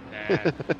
just shucked it off. There's nothing. I'm going to give this one to Greg, man. There's nothing. There's nothing you could have done. There's no, you know. And I'm not just saying that driver so I can back myself up on occasion. There's There nothing was that nothing would have been. Nothing. I hit this oil patch and sorry guys, that's it. It's done. Yeah, I don't know if there's another. I'm bummed because we were like really sending it there, and I felt like really good racing the other guys, and the guys were getting peeled off left and right, and I'm like, we're gonna have a chance. This is the problem I have with racing, Shane. All this work, racing, you know, and the highest to highs, everything's going good. Yeah. Little final last little tweaks before the race, everything's going great, and nothing you did wrong. Crunch, done. Yeah, and totally. It's over. Wrap it up. Totally. What do you mean? It's always a tough, and especially as you get closer and closer in people's times and their skill levels and everything else. And, it always makes pointing into the pyramid. So really hard. I think I one of the reasons I've enjoyed the last 5 years, almost 6 in the doing some of the stuff in Europe of the long races, 12s and 24s, that the guys are, most of the people, not all, but most of them have a mentality of a distance. Yeah. And so don't get me wrong, we're battling out tooth and nail, but there's still a little bit of a, hey, unless you're an Italian. They don't know. So if you're Italian, they just gonna cry. I don't know what Italian and Italian car. Italian car movements. You know what I mean? And I say that with respect, right? Totally respect. Or Brazilian. Brazilian. Yeah. So there's a little bit of that. And here, you got a 45-minute race. Yeah. And even me, they were talking about my heart rate up. I'm like, okay, you can't lose this draft. You can't do this, because I know that it's a short distance. Garrett's putting a heart rate monitor on you next time. Yeah, and if we were doing a 3-hour race, I'm like, all right, well, we'll make it up here and here. Yeah, but 3 hours, no problem. Let him go. 24, go. Yeah, go ahead, have fun. Yeah, 45 is still somewhat of an endurance race. Like, all you got to do is just hang out for 22 hours, and then you come back. I don't mean that in the disrespect. No. You're hauling ass. But I'm saying you just have to make sure you don't mess up. Exactly. That's what we laugh about. It's a 24-hour sprint race. Yeah. But there's 1/10 that's left in your back pocket. Yeah, you're always leaving it for that last deal, man. Backing up in fuel. Yep. Backing up in fuel. Yep. Well, sorry, Greg. You were doing a masterful job qualifying. It was beautiful, but I could have done a little bit better in the bus stop, but I don't know if there's more than a 10th or 2 in there. Because you dropped the wheel pretty hard on your 2 fast laps on the left side, and Ferrari was like, "Ooh, send me some money." Yeah. Yeah. Shane and I were laughing like, you remember when that was just a sand pothole? Yeah. We ripped the freaking tire right off. You're like, Ferrari's going to tell everyone to hit that pothole because it's the fastest way through the corner. Yeah. Literally, they're just doing front that. wheel bearings, hubs, uprights. It's crazy. Yeah. I don't know why the bearing failed. Oh, I do. Yeah. So it's a terrible story, but as you're getting repaired, I was behind a Porsche with Chad McQueen, Steve McQueen's son, and he hit that inside one too much, and it buckled the left front, and it's kind of hard to hit the wall on the outside. He did. And I think that was the last race. I got to be friends with Chad for a very long time, and I feel bad I haven't kept in touch with him over the last years, but that one was I was always thinking I could go faster through the bus stop there, and I was behind him at this event, and I watched him just kept dropping a wheel in there, and I'm like, man, how's he getting away with this, And I kept catching him, but he was kind of killing me in that sector, and then the left front suspension just folded. buckled, and it was bad. It was a bad crash. Yeah, like I said, I remember being in. Oh, it's sandy. No, it's a pothole. Like it would be shin deep. Like if you went there and stood in it, it's shin deep. Yeah. Big. It's big. And if you don't think the car drops in there, we're carrying 100 miles an hour, it drops right in there. Yeah. All right, so I'm looking at. I need to look at where everybody else's race pace has been compared to qualifying. We got times up here. Okay, we still got the top guys. A couple 46s. Low 46s. Yeah, I think fastest. I think I can get in a couple towards the end that are in the 46s, if not low 47s for the whole race. Okay. Well, 30 seconds until I can take off here. Here's 30 the crazy seconds. part. There's a lot of guys gone. A lot of guys have been taken out. Did you see how many LMP cars went off? Did you see the wreckage in front of you, Shane? Right. I mean, yeah. It's like, okay. 12 seconds. There's still a pretty sizable prototype field out here. Hey, what happened to your livery? What do you mean? You went to the wrecked livery? What do you mean? He can't see it. Oh, it's fixing itself as it goes. I like this. It's good. Get out the duct tape. Air bond. Right. So Shane, should be joining into free traffic. Shane, front toe looks off. Did you set it? You put a new tie rod on, but I don't think you set the toe. The car cosmetically is probably messed up right now, but Yeah. the required repairs are they're all the mechanical fixes required repairs. Be a clear track. Well, this is one of those things, Shane, like you're saying. Let's have fun. Yeah, gotta have fun. Run some laps out there. Yep. Not try to bury it in the bus stop. Yeah, man, that was gonna be a fun race. Greg, you got brake bias on the wheel? Yes. All right. Hey Shane, how many adjustments do you have behind the steering wheel as a pro driver? Oh, way too many. Well, now they've given you too many. They've given me way. I've been doing this obviously a long time. There's a lot of controls that that you have and don't have, but you just look at everything is on the steering wheel. Yeah. Let's start out with the base. Let's start out with the basics. I'm gonna throw a stat at you that tells you how old I am. All right, it's terrible, but I'm the last person to ever win a class at Daytona 24-hour in a manual gearbox transmission. That's really cool. Absolutely freaking love it. That is awesome. Right? Garbage. The last guy ever.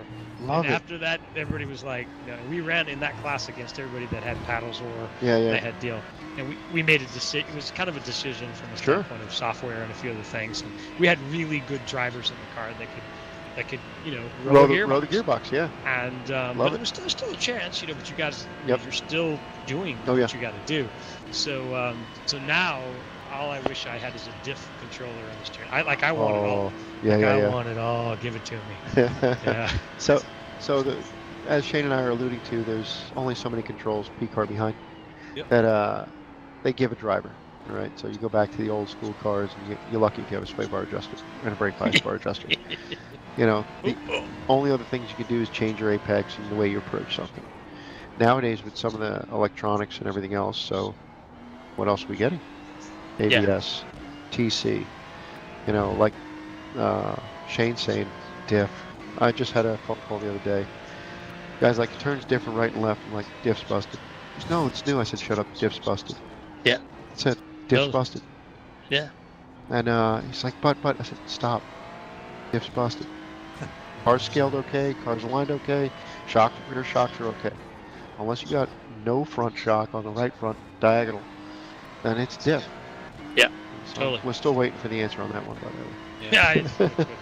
One of the things I loved when I worked with you, Shane, with the AMG and with CP Racing in the 24-hour series, is that there was no restriction on cockpit adjustable sway bars. I'm in there all the time. I'm like front and rear. Right, front and rear. Yeah, I don't know why it's not allowed in more series. It's because it's just especially a gentleman driver's series, like any category like that, to be able to adjust the attitude. Too many rules. I actually, that one kind of strange to me because it also saves a bunch of test time. We're gonna change it. You're gonna change it, and there's fuel load burns and a couple of things. We always laugh. And it's just it's just an adjustable blade, so you take it's not like you're doing some trick. What's that? What on top of you? Too late. Thank you. Yeah, that part's really cool. Love it. What I'll also say with the Ferrari that they actually had to, I guess, dump down in iRacing. So I went to training. P-car Michelotto. Yep. I went for training on the 488 GT3 in Michelotto in Venice. Wow, I'm totally giving it to you, and you still managed to go off track. So the 488, and I'm sure this is carried forward with the 296, it has two-stage P-car coming. Yep. 3 traction control. So there's a how much dial and a when dial. So the open loop can close the portion. And the part that was really cool is that, all right, so say you're at 3 or 4, whatever your combination of. Let them have outside line. Yeah. 2 outside. Second one coming. You can have whatever your setting is in any given set of conditions, and you can, change them and migrate them however you want to. What was it? The Porsche GTD had 14 of anything and 3 ramps. Yeah. So whether it was TC or ABS, you had 14 modes and 3 different ramps of attack of how interactive it was. Yeah.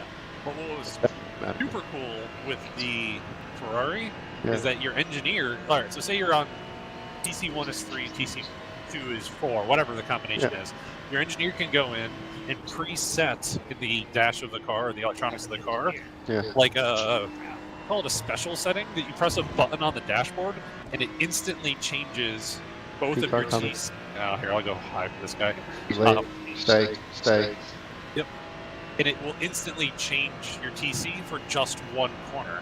So, like, if you know that one corner wants a different combination. Now we've gone too far. That's too far. You know, yeah, you're done. That's not good. Yeah, thank you. Yeah, it's now adjustable sway overcomplicated. Bars, but Schumacher driving. because all you got, it's really not hard. I've driven cars with GPS position traction control. I've driven races in them that it knows where I'm on the track and it changes the TC on its own GPS page. I've done it. What happens when the GPS antenna has a problem? Do you know who was the first team to do it? One behind. Everything. It was Ganassi. Ganassi was the first ever to figure it out. One of the reasons they were super successful in a lot of series fees there is they had GPS positioned a lot of things. And the reason I know this is I got to drive a Ganassi car once, and I'm like, "What is this?" And they're like, "Oh, don't touch that." One coming. And I'm like, "Oh, Danger close. okay." Danger close. Outside. I'm trying to be polite for these prototypes, but I'm trying to also be predictable. Yeah. Drive your line as best you can, like Shane was saying. Yep. All right, so educate me a little on the prototype guys. In the races you've done before, it seems like the first couple laps they were struggling. Guys were driving off your things. Was it just tire temp, or is that just this racetrack, or what's happened in the past? I think there's so much of a draft here that everyone's so close and everyone's just being really aggressive here. This is the most aggressive start I've seen in a while. And I think it's just because it's Daytona and there's a draft that keeps everyone together like that. Tire temp is, for me, the race starts, it's one lap before you really have enough temp to be able to properly drive the car. And then if it's misjudgment after that, whatever, but it's not like your tire temp limited. And most of the guys at this skill level, they're are split or are strength of field or whatever. Right. Usually they're not making rookie mistakes. Usually be the keyword. It just seems like everybody has gone from apex out. You know, they get to the apex and they just overshot it by 100 yards a lot. Yeah. In prototypes.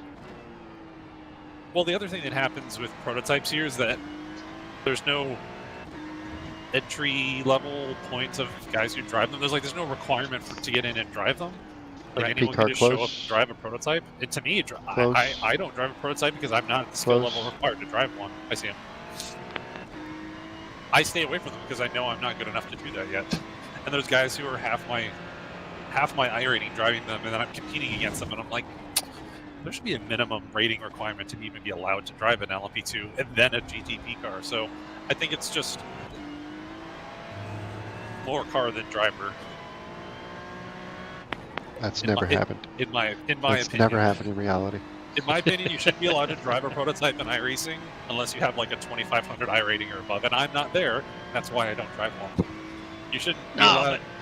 I don't know. Shane just bought one yesterday. We're putting a team together. You're going. I'm telling you that I still think right now, I didn't think that I thought the tipping point was maybe a year or two ago, and GT racing's still at the height of anywhere it's ever been in the world, like by far. I'm still amazed at what the manufacturers are putting in, which is awesome. Yeah.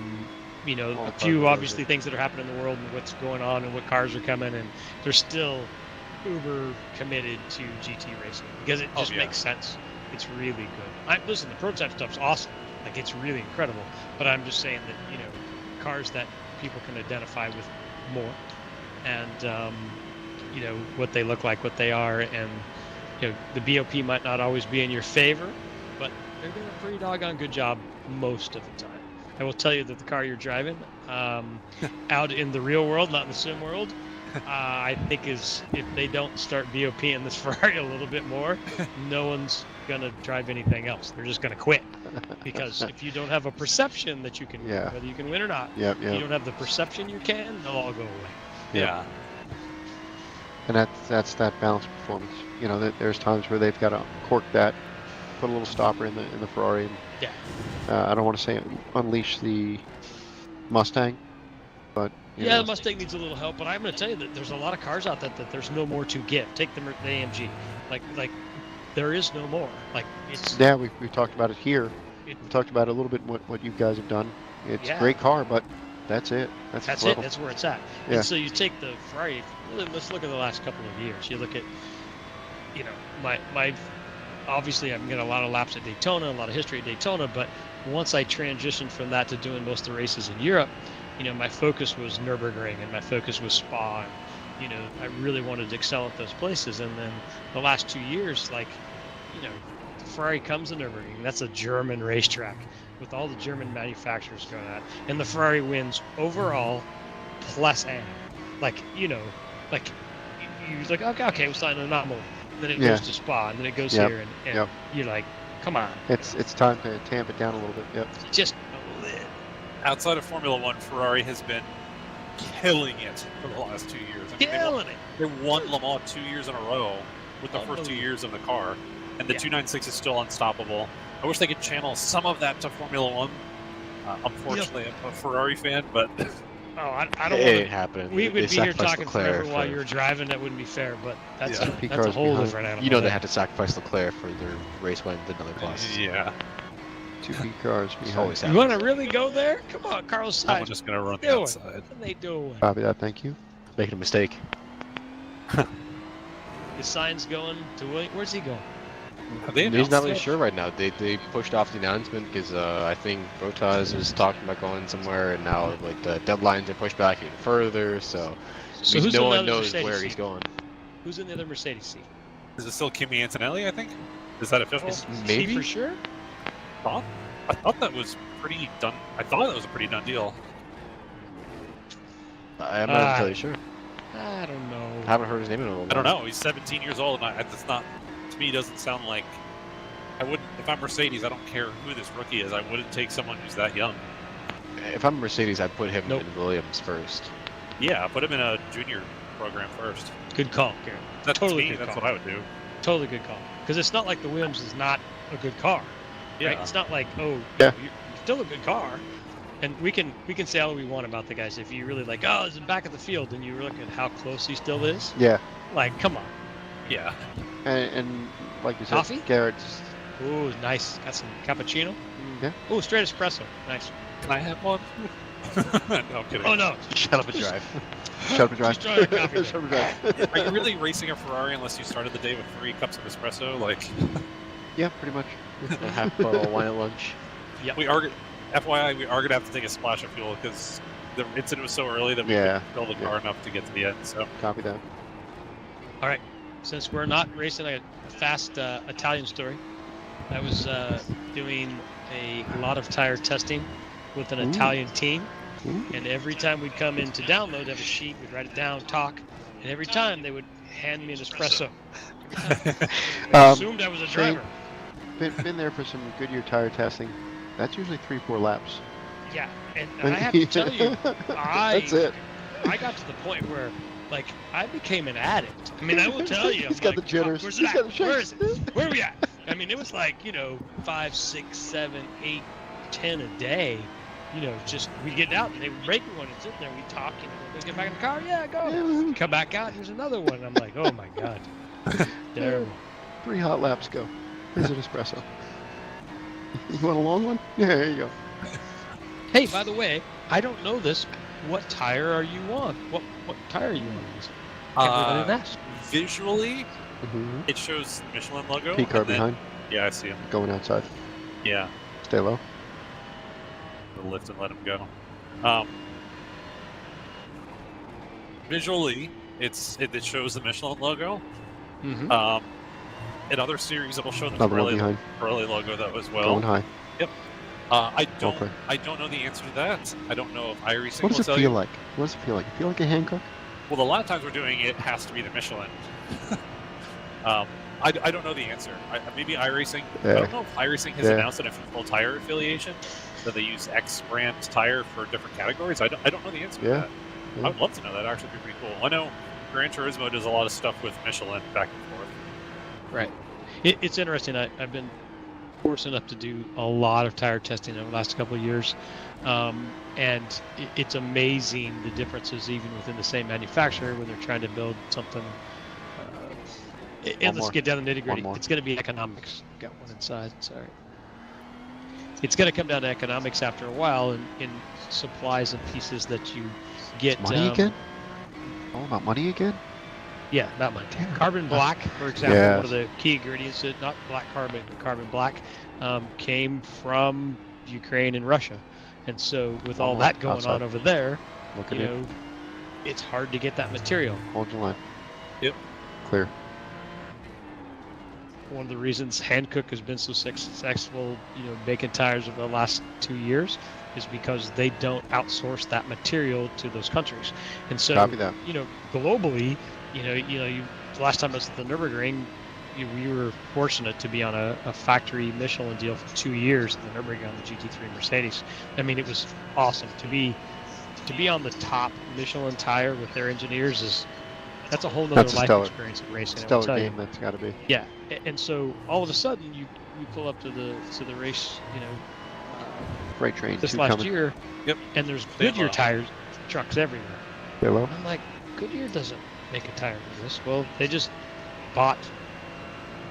Dunlop made all the tires, and I have to tell you, they made a solid tire that will actually go up against Michelin. No, come on. I'm love it. telling No, you, I love the words. I get in trouble for saying it because I think Michelin makes the best race tire in the world. Same here. Everybody does. By far. Everybody does, yeah. But I gotta tell you, at the Nürburgring at least, that Goodyear is, I don't know what they've done. It has a bigger temperature spread. How's that? All right, so cold tire light off and temperature spread. So light begins at 150. One inside, danger close. Another one coming. Another one coming. He's a little slow. We're catching the next position car for what it's worth. Oh, boy, I'll good driver.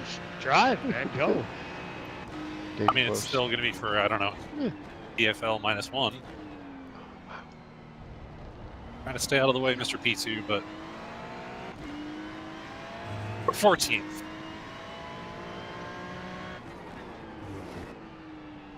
Think. Yeah, so what makes good tires?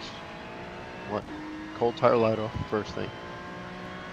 Tire temperature window, and then longevity. You know?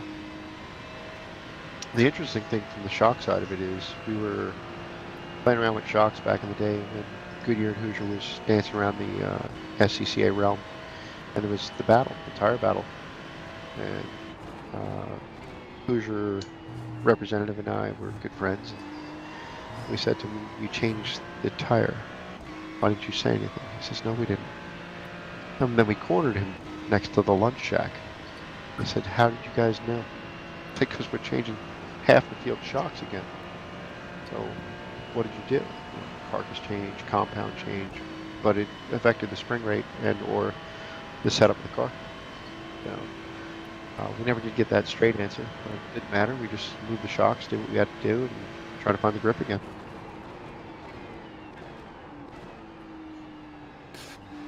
So FYI, at this very moment, I have precisely 5 laps of fuel remaining. Yeah. It looks like we need to do another 7 or 8 laps here. So we need at least take 7 times 4. No, we can only take 52. We can only hold 52 liters. 52. That's just the rules for the series. One inside. So when we stopped, we were almost full at that point anyway. Maybe we could have splashed a gallon in it, but probably wouldn't have worked out anyway. It was full when I left for the stop. So remember, Shane, he crashed early. I got it. I got it. Saying, sorry, I know. You're in the repair. Put some fuel in the thing. Top it up. It was already full. We need a 4 lap splash, so whatever that math is, 15 liters or something. 4 laps, you think? So well, right I noticed now, on the big 5 crash, times 4 is 20. they don't call full course 20 yellows. liters. Sorry? Do they call full course yellows at all? No. There's no need for them because you can just instantly disappear and go back to pit lane. So there's like no need for them.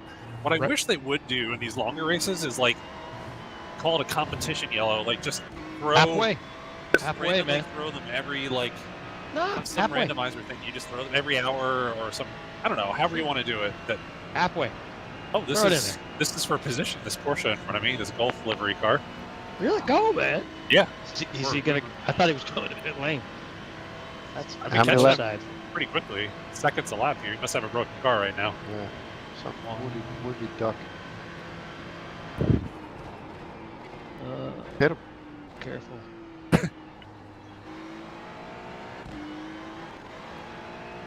We've been catching it quickly, so I don't think he's going to put up much of a fight here. Thank you, sir.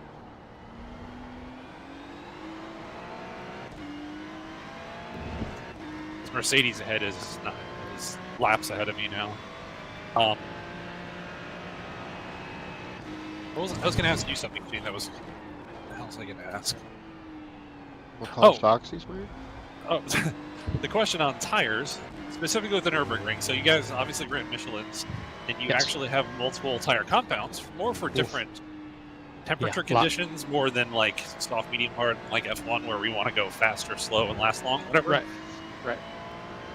So we had 3 dry compounds, and 2.5 sets of wet compounds. We didn't just have a wet, and then we had what's called a full wet. We had a drying wet, and then we weren't allowed. The Michelin engineer said it was okay. We could take a soft and groove it. Ooh, So old school. Nice. Yeah, we had like, and I have to tell you, the soft tire is amazing until the moment the track temperature goes up a little, and you do not want to be on that tire. It's amazing. It does amazing things at really cool temperature, but the moment the sun peaks at the racetrack, you want off that thing. Done. Be on it. Yeah. You just, and then the hard tire is really a nice, substantial, good tire, but putting power down to get out of the car, corners really quick, specific Nürburgring where you're in the air a lot, like literally up in the air. It's got to be pretty doggone hot to need a hard tire. So my question is, so the soft, medium, hard, like just look at the dry compounds. Yes. How much are those special sauce Nürburgring only tires because of the very unique ride height conditions you guys have to run? So it's just a Nürburgring only deal, right? Totally. So imagine this: if you are on the Michelin tire, the tire, not the customer tire, but you're on the tire for the Nürburgring, each car is required to supply Michelin 10 sets of wheels before first practice. We have 10 sets of wheels that they're going to dismount what they want. That's $150,000 in wheels. Oh yeah, literally. Oh yeah. We had to get another transporter for wheels. And when it's over, you don't keep any of them. No. You're not allowed. Yeah, Michelin, that we have a set of setup wheels that rolls, and every other set goes back. So we do not see them ever. I heard that before for a long time. They were doing that.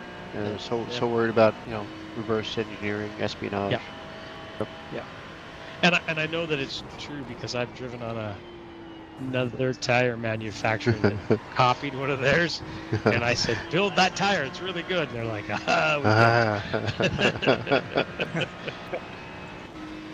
So, just coming back to our fuel discussion, we have 2 laps of fuel left. Yep. I'd prefer to box next lap because I think it spits at about this point. So, okay. Garrett, if you want to queue up, I don't know, quick math. He did before. Okay. Is that already set? Already set, ready to go. Oh, okay. He's Tires good. now. He's good.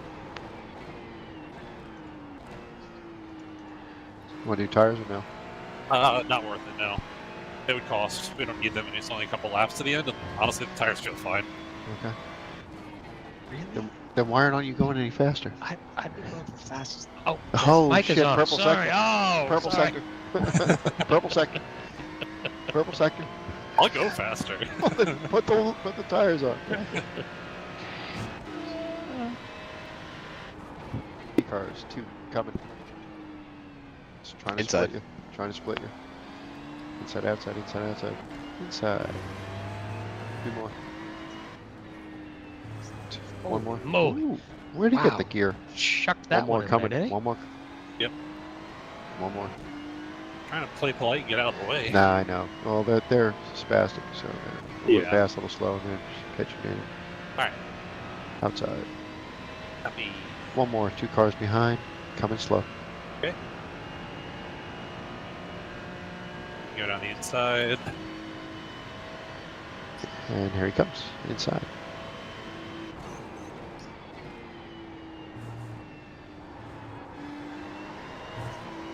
All right, and box. Pros have to do carries for fuel.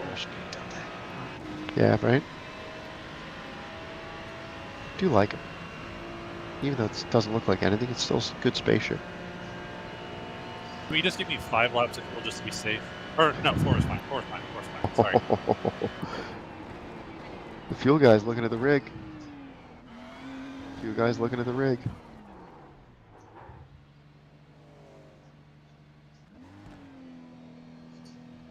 Any second now. And we probably gave up that position. Well, it depends on when that guy had to. We'll see. Oh, he had to stop also. I see him coming out of NASCAR 4 right now. You don't get in trouble for driving off.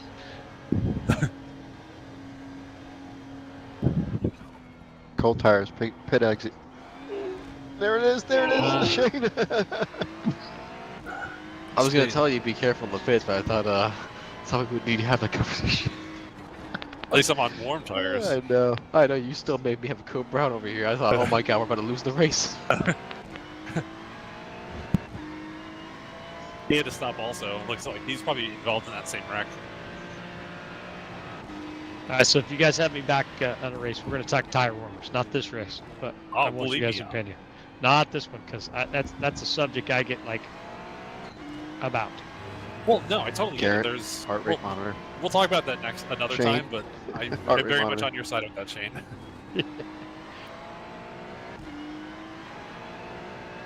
How much engineering is too much engineering? When do we stop? No, it's not an engineering thing. All these guys that are throwing, body work and crashing cars and the rest of the stuff at these tracks that are super, super cold, and they're like, oh, we're trying to. See, I'm gonna go there. I'm not stopping. No. We're not going. Focus in front. Focus on Daytona. I have a question for you, Shane. So I'm actually wearing proper stop belts. They're TT10 shoes. Do your toes fall asleep in the car? Because that happens all the time to me when I do these long races. Is that normal? Yep, totally.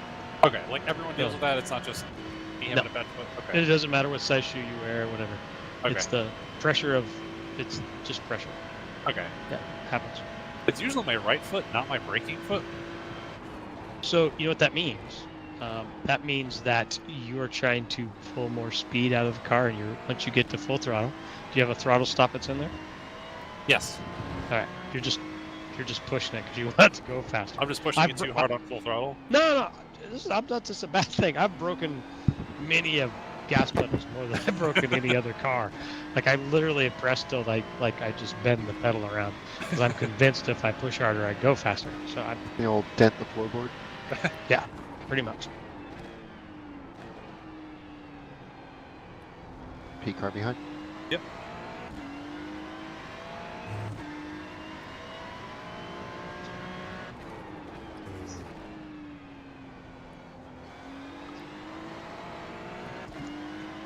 A number of times I wish I had a blinker. I could just flick on this thing to tell these guys which way to go, but... How am I doing with handling the multi-class stuff? Like, can I do something better? Nah, your eyes up are really damn good. Your situational awareness on the rearview mirror, and sometimes you even catch, Garrett and I shooting the shit and talking back here. Like, oh, he's got it. Okay. I mean, I totally appreciate you guys doing it. For the most part, you're the safety net for me. Yeah. Especially when it comes to, when I'm busy racing someone. Yeah. And I really have to have my eyes forward. I need to know whether there's 1 or 2 or 3 prototypes coming through, and I just don't have the time to look and figure it out. And that's where you lean on the spotter. Shane, you going up in the tower? I'm going up tower. Going up. Here we go. He's going up. All right. So it's interesting. I have not driven one of the new Bosch systems that has the Oh, yeah, yeah. availability to tell you what class a car is on the centerpiece. Just something I've never had the opportunity to do. Yeah, I've seen I it, think but I haven't seen that anybody technology use is pretty dang amazing. Because I just didn't know the Ferrari. Obviously, you see Greg's foot cam. It's kind of halving that screen that's there, but that screen is the Ferrari's actual rear view mirror. He's got it. You know, he's using the one that's up above, like a standard rear view mirror would be in the sim, but it's in the center of the dash on the Ferrari. Yep, yep. So That'd be the sat nav system. Yeah. XM satellite radio. Greg's listening to classical music. Beethoven and Bach. Beethoven, please. Yeah, love it. Oh, somebody just stuffed it behind you. Yeah, I saw that. Just rolled it up. Garello, I think, that caused the incident, or was at least it wrapped up in the incident earlier. Yeah.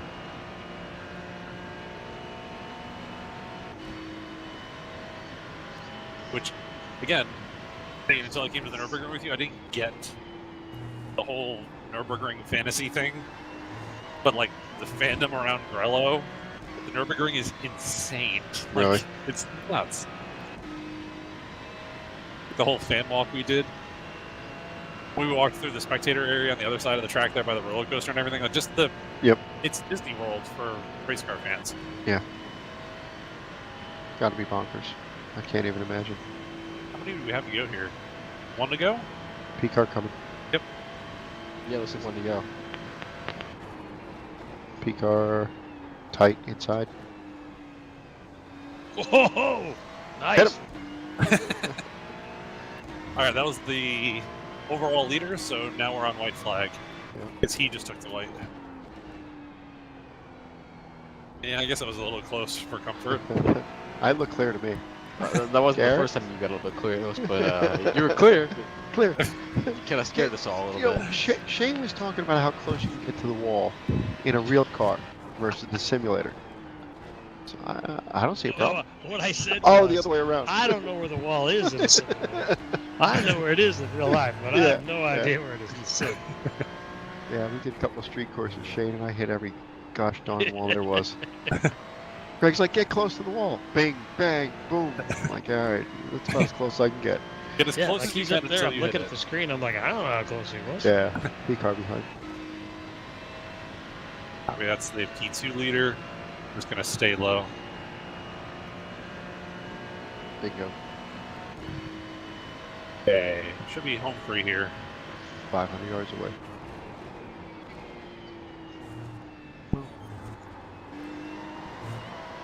Oh, nice aggressive bat on the gas. I like that. That was good. That was authoritative right foot. I think I heard it from here. Ah, yes. Click. Click. Right, you heard it. Yeah. It was like a 4th of July bang. Fireworks. I thought he was pulling a pin on a grenade. Actually, you got a good shot. I want to see your mile an hour when you hit the start finish. Oh, all right. See if we got a Maybe shot out of it. 170, Wow. 171 across the line. Yeah. So did that prototype car jump in the air after the... Yes. That was net code, so that wasn't actually what happened. But this Okay, I looks just like wanted it. to know, because Yeah. I'm like, I want to drive that prototype. Yeah, Let's occasionally go. you'll be just driving behind someone, and they just decide to enter low Earth orbit. It's a little bit scary. Figure Weird. where the hell they go. PJ, one of the lessons that I learned, I don't know if he's not even on that headset right now, but I'll tell him afterwards. No. Is I dropped the tag for our YouTube stream immediately after the checkered flag. So like he literally will grab the keyboard and hit the keys to do that really quickly. Well, before everyone leaves the lobby. I know that doesn't mean anything to you guys, but I'll tell him afterwards. Try to get some followers. All right, well, did what we could. So we finished third. Nice job, buddy. Really, seriously, Thank that you. was nothing to you. Killer job of qualifying. Good job on the setup, guys. Thanks for letting me interject in there a little bit. But I was like, you guys, fabulous job. Fun to be here. Yeah, that was awesome. The setup was awesome. I mean, I could always use a car that goes faster in a straight line. The one thing I would love to work on more is still just getting powered down a little bit better. I still feel like I had to be apprehensive with that. Just go. I just want it to go because that's worth so much here. Yeah, So. but you were on after that last change. I mean, I really think that you're your corner entry and your apex speed was higher, and so while you weren't going to power any sooner at the same point, you were a couple mile-an-hour faster before you went there. So, you know, I see where you want. You got to kind of figure where you're going to give or take on that one. But yeah, it gave me confidence and it was comfortable, which was also important. But also know too that what I really liked about watching you and where there was with the sim and the model that it's running is that getting out of the International Horseshoe, I call it turn 3 when the map says 4, but getting out of that, no car ever does it well. Yeah. So that's true to form. Yeah, every race we've ever dealt with, everyone complains about how bad it feels in the horseshoes, Yep. and we're like, "Yep, shut up, deal with it." Yep. That's how the car's Deal gonna. with it. That's what the car is there. Best Be of a luck. race car driver. Buck up. Yeah. So, all right. Well, not sure we have much to talk about with the review. We already kind of saw our incident there, so let's back out of this one. What did the car actually look like at the end of the race? Like, I want to see how bad this thing was. Hope someone's doing donuts. Brilliant. It's still a Ferrari. It's beautiful. It's Beautiful. What is this guy doing here? Destroying your safety rig. NASCAR burnout. Parked it up against the wall. All right, let's look here. So that obviously did no favors for safety rating or for my iRating. How does that work though? That had nothing to do with you. I know. Like So, nothing. iRacing is a no fault thing. So you pick up points regardless of who is at fault. The only time you can like protest that is if it was like intentional, like someone hunted you down Dive bomb. and intentionally like Porsche Club 1313. Come on. And even when you do 13, it for it, sometimes you 13. don't. You had man, car somebody's contact. You have to leave. Yeah. So you pick up these incident points, and the number of those you have at the end of the race, they use that to affect your safety rating. Your safety rating is what levels you up and down between the different license levels. So you can be really, really slow and have a really high safety rating, and you'll be able to run in WeatherTech series and everything like that. Which nice. And what about your iRating? And your iRating is your skill level. So that's again how fast you are and how well you compete against the strength of field or the average. So I took a small hit to that because we didn't finish very well. It's the bright side of like your iRating going down is that you're probably going to get put into lower level lobbies. Yeah, a better shot at winning races. You start punching down. A little bit, and then when your iRating gets really good, then you're on the top split, and you have your butt handed to you by 3 seconds a lap by guys that like it doesn't make any sense. So there's kind of a give and take to that. I'm not solely chasing iRating because it kind of I know. And like Shane was going towards what's your delta? It doesn't matter what room you're in. He's become a real race car driver. I'm not really trying that hard. Just here for the show. That's a race car driver lie. Oh, it's okay, no problem. I really wasn't trying for the lap record. Wasn't trying. Oh. What's a track record at Daytona? You were only like a couple like tenths off to the whole overall. I'll put some tires on. Let's try that again. I wasn't trying. Let's go. You guys want to do another race? Let's stick her up. Oh, we're technically missed the lobby. No, we could do the next race if you guys want. No, I'm kidding. We picked up 26 championship points. We're kind of behind where we were at this point last season, but that's okay. Maybe I'll do another race. That's the engineer in you. Yeah, I'm playing the long game.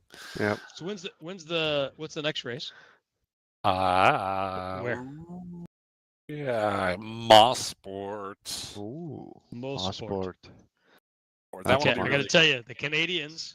Yeah. You know, it's Canadian Tire Motorsports Park now. Yeah. So they've corrected me. I just got to tell you, it's Mosport, not Mosport. But you know why? It's motorsport, so it's Mosport. Motorsport. I always assume that's where the name came from, but that does make sense. Yeah, the Canadians, they're like, they tell you, they're like, it's not Mosport. There's no A. I'm like, oh, sorry. And who that told me that was Ron Fellows. And I'm like, okay. Okay. All right. He's an authority on that, I guess. And he was like, then he changed the name. So I'm like, all right, screwed me all up. Okay. I'll say Mosport's next. Nice. Mosport is next, which is going to be. Mosport. I think that's going to be a big one for the difference between and the aliens, just because of the.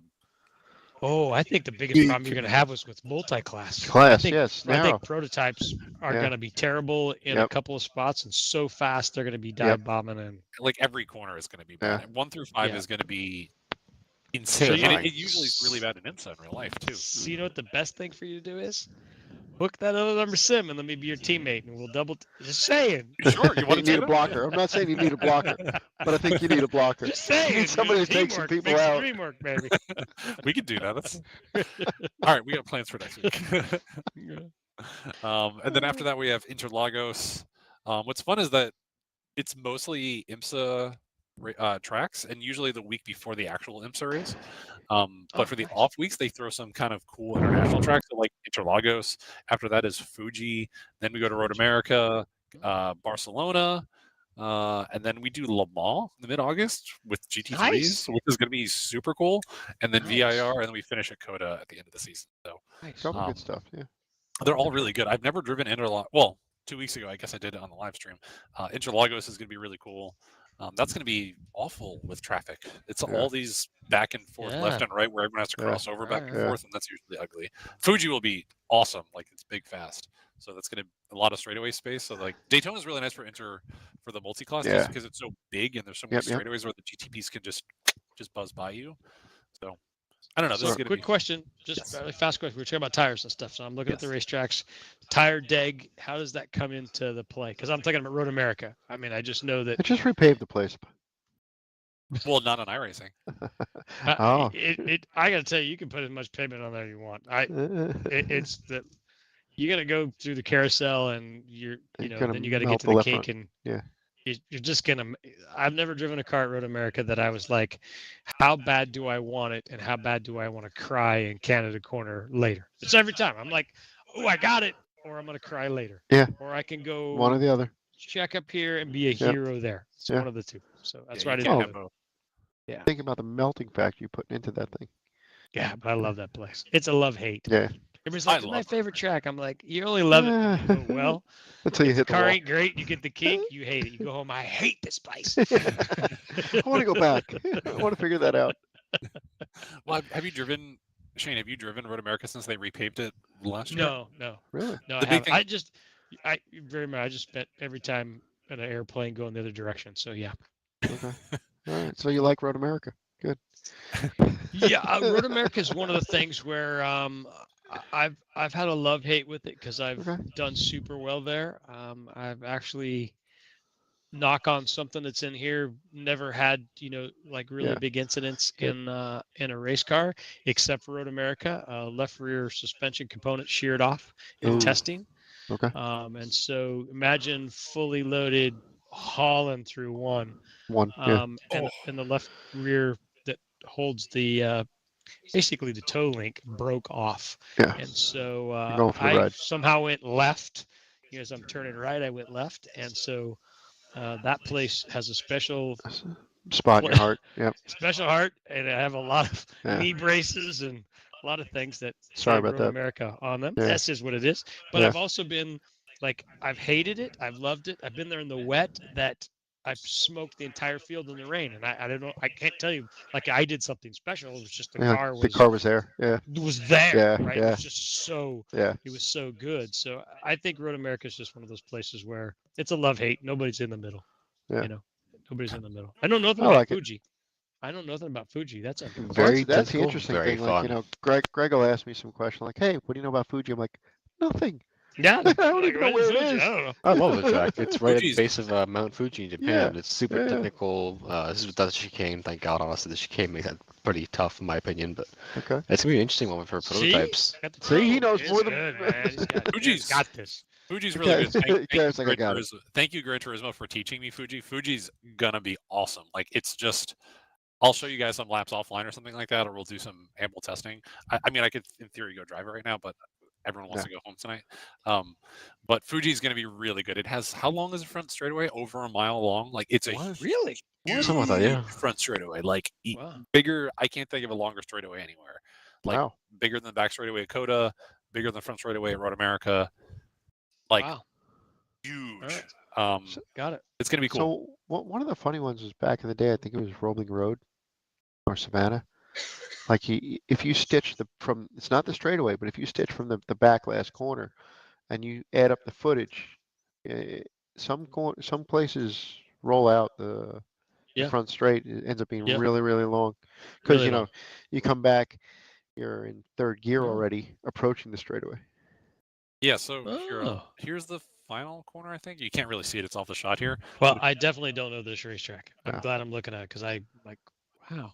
I wish that of all places to go, like it looks pretty good. Asia, like that's where I'd wish the 24 series had gone was Yeah. Mount Fuji, because this place is just awesome. Like, so this final corner that leads onto the front straight, what's so great about it is it's this crazy like uphill, and it decreases to such a tight angle that it makes it this really compromising thing where you can have an outside line, an inside line, and it really forces. Yeah, and it doesn't matter. You know what? A decreasing radius corner on a long straightaway. Somebody should slap who did that one. That's not even from like, the physics and engineering standpoint. Hate that. I love when they do this. You know, they all, I designed this. You're like, no, it's garbage. A race car wants to go. It wants to go. It wants to go. That's it. Don't do Why are you this. gonna hold it back?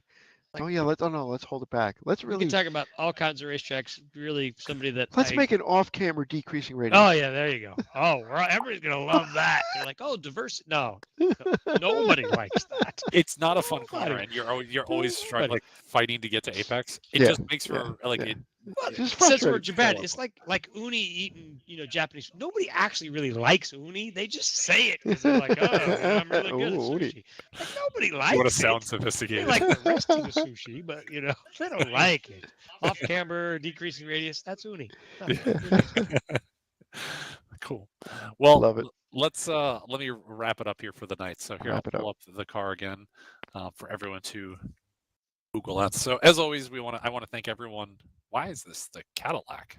Nice. Why did old school? That's cool. I've done a few CTSVs in my life.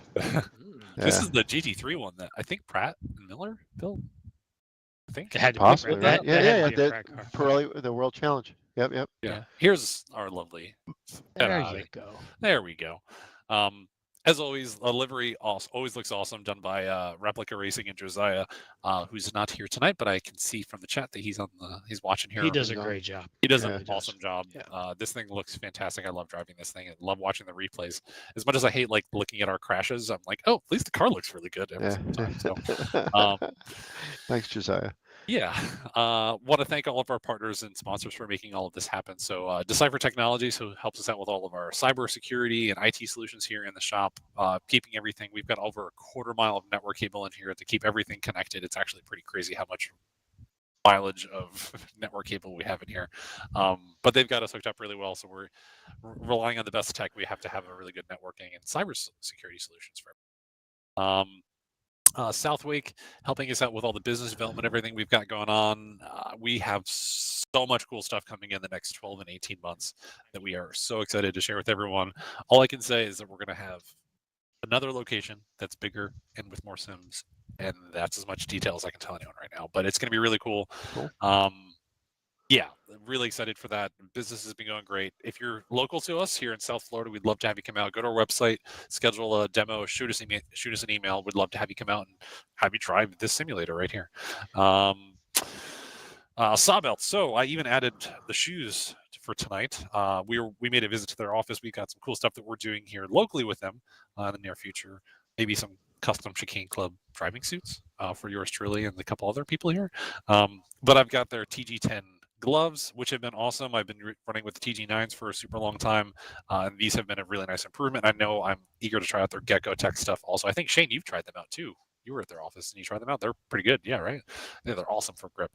Yeah, I've got their TG10 shoes here as well. I had been wearing the pair of the Chicane shoes before, Chicane brand. No relation to us at all, even though the branding, the name, the colors all look really close. It's kind of cool. Shout out to them if you're watching, please. We'd love to have a conversation with you maybe about that. Anyways, so I switched to proper driving shoes, which are definitely not comfortable to walk around in. Shane, I don't know how you guys actually walk around as much as you do with driving shoes on, because they are terrible on your feet. Like horrible. But they're really, really good to drive with. They have a properly rounded heel with a lot of grip, and then really awesome on the brake pedal. So this is my first time really driving with them an extended period, and they were awesome.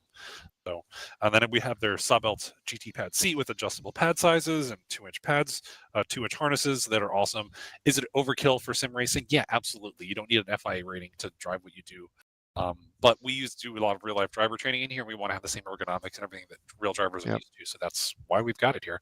Really important. Yeah, it's in the same vein as that. Thank you to Race Logic and VBox Motorsport. We use one of their blue OLED lap timers in the sim here, so it shows me speed or my split timing in real time. And then we can literally, we do this where we unplug it and then you go plug it into the car with a GPS antenna, and it does the same thing in a real car on the racetrack. So again, is it perhaps overkill to have in a simulator? Up to you. But we like working with the real things that drivers have in the real car. I know, Shane, you're used to looking at a V-Box, the display in your real car, so we like to have the same thing in here, and that's why we do that. So great to work with them. Rocky's Ultimate Garage. Shout out to Rocky. I know Rocky and Nicole just made their baby announcement coming before the end of the year with a young baby boy. But Rocky's Ultimate Garage does the best wheels, tints, wraps, PPF detailing, and sports car vintage and current sports car sales as well. So if you're here in South Florida, you got a nice car, you want to get it taken care of, you want to dress it up a little bit, you got to take it to Rocky's. They have the white glove approach to everything. They'll get you taken care of. Captain's Chair Coaching, thank you to Jason for giving me the best business and executive coaching around, keeping me kind of pointed in the right direction with everything that I need to make all of this happen. And then obviously all you guys out there tonight, Anze Suspension, also one of our partners. So thank you to Angelo. I know you helped us with some hardware stuff offline earlier today with our brake setup.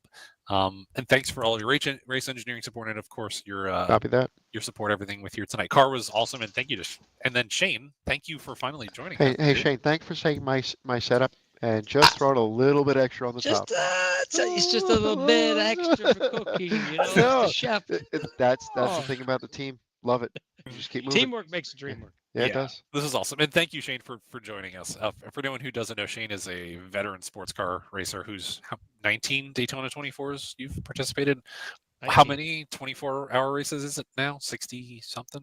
The last 24-hour race was 66 I've done in my career. 66. We got to make that 67. I don't know if that's a bad number. You got to round that up for 69. The man's a gazelle.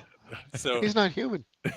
Thank you, Shane, for joining us, and we'll love to have you come back for some future ones. And then well, not only that, just so you know, I am a member. So yeah, it's cool. He's one of our founding members here. We do a lot of stuff with him. We got to work on some of our trophy truck stuff because I know you could use some. I don't want to say help, but I want to help you go. Wait. That's a whole nother program. This sim will do a trophy truck? Yeah. We can run Baja? I have to dial. What do we do with the sports car stuff? What are we doing? We actually were talking about doing that. Maybe we need to have that discussion again about doing some off-road stuff side by side together. I don't know. It'd be fun. I don't know anything about off-road driving other than what you've told me. So, and then thanks to Garrett, as always, for helping us out with spotting and crew chiefing and everything. And then I know we have a couple of people off camera tonight. Daphne was helping us, as always. She's our marketing director, helping us with our everything on the chat moderation on YouTube and social media. We've also got TJ for more podiums. We had so many people here tonight, he couldn't even be on camera. He was offline helping us with the stream production, as always, doing an awesome job, keeping me honest with my dropping my stuff in the chat. And then his lovely wife, Christy, was here, and their dog,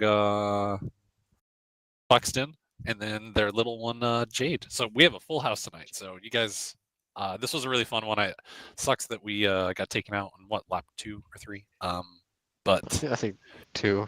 I think it was 2. Would have been nice to go a little bit further than that, but we had a good attempt. I think it would have been a really fun race, but either way, we finished strong. And we'll be back next week for Mosport, not Mosport, Mosport. So, all right, guys. Thank you, everyone.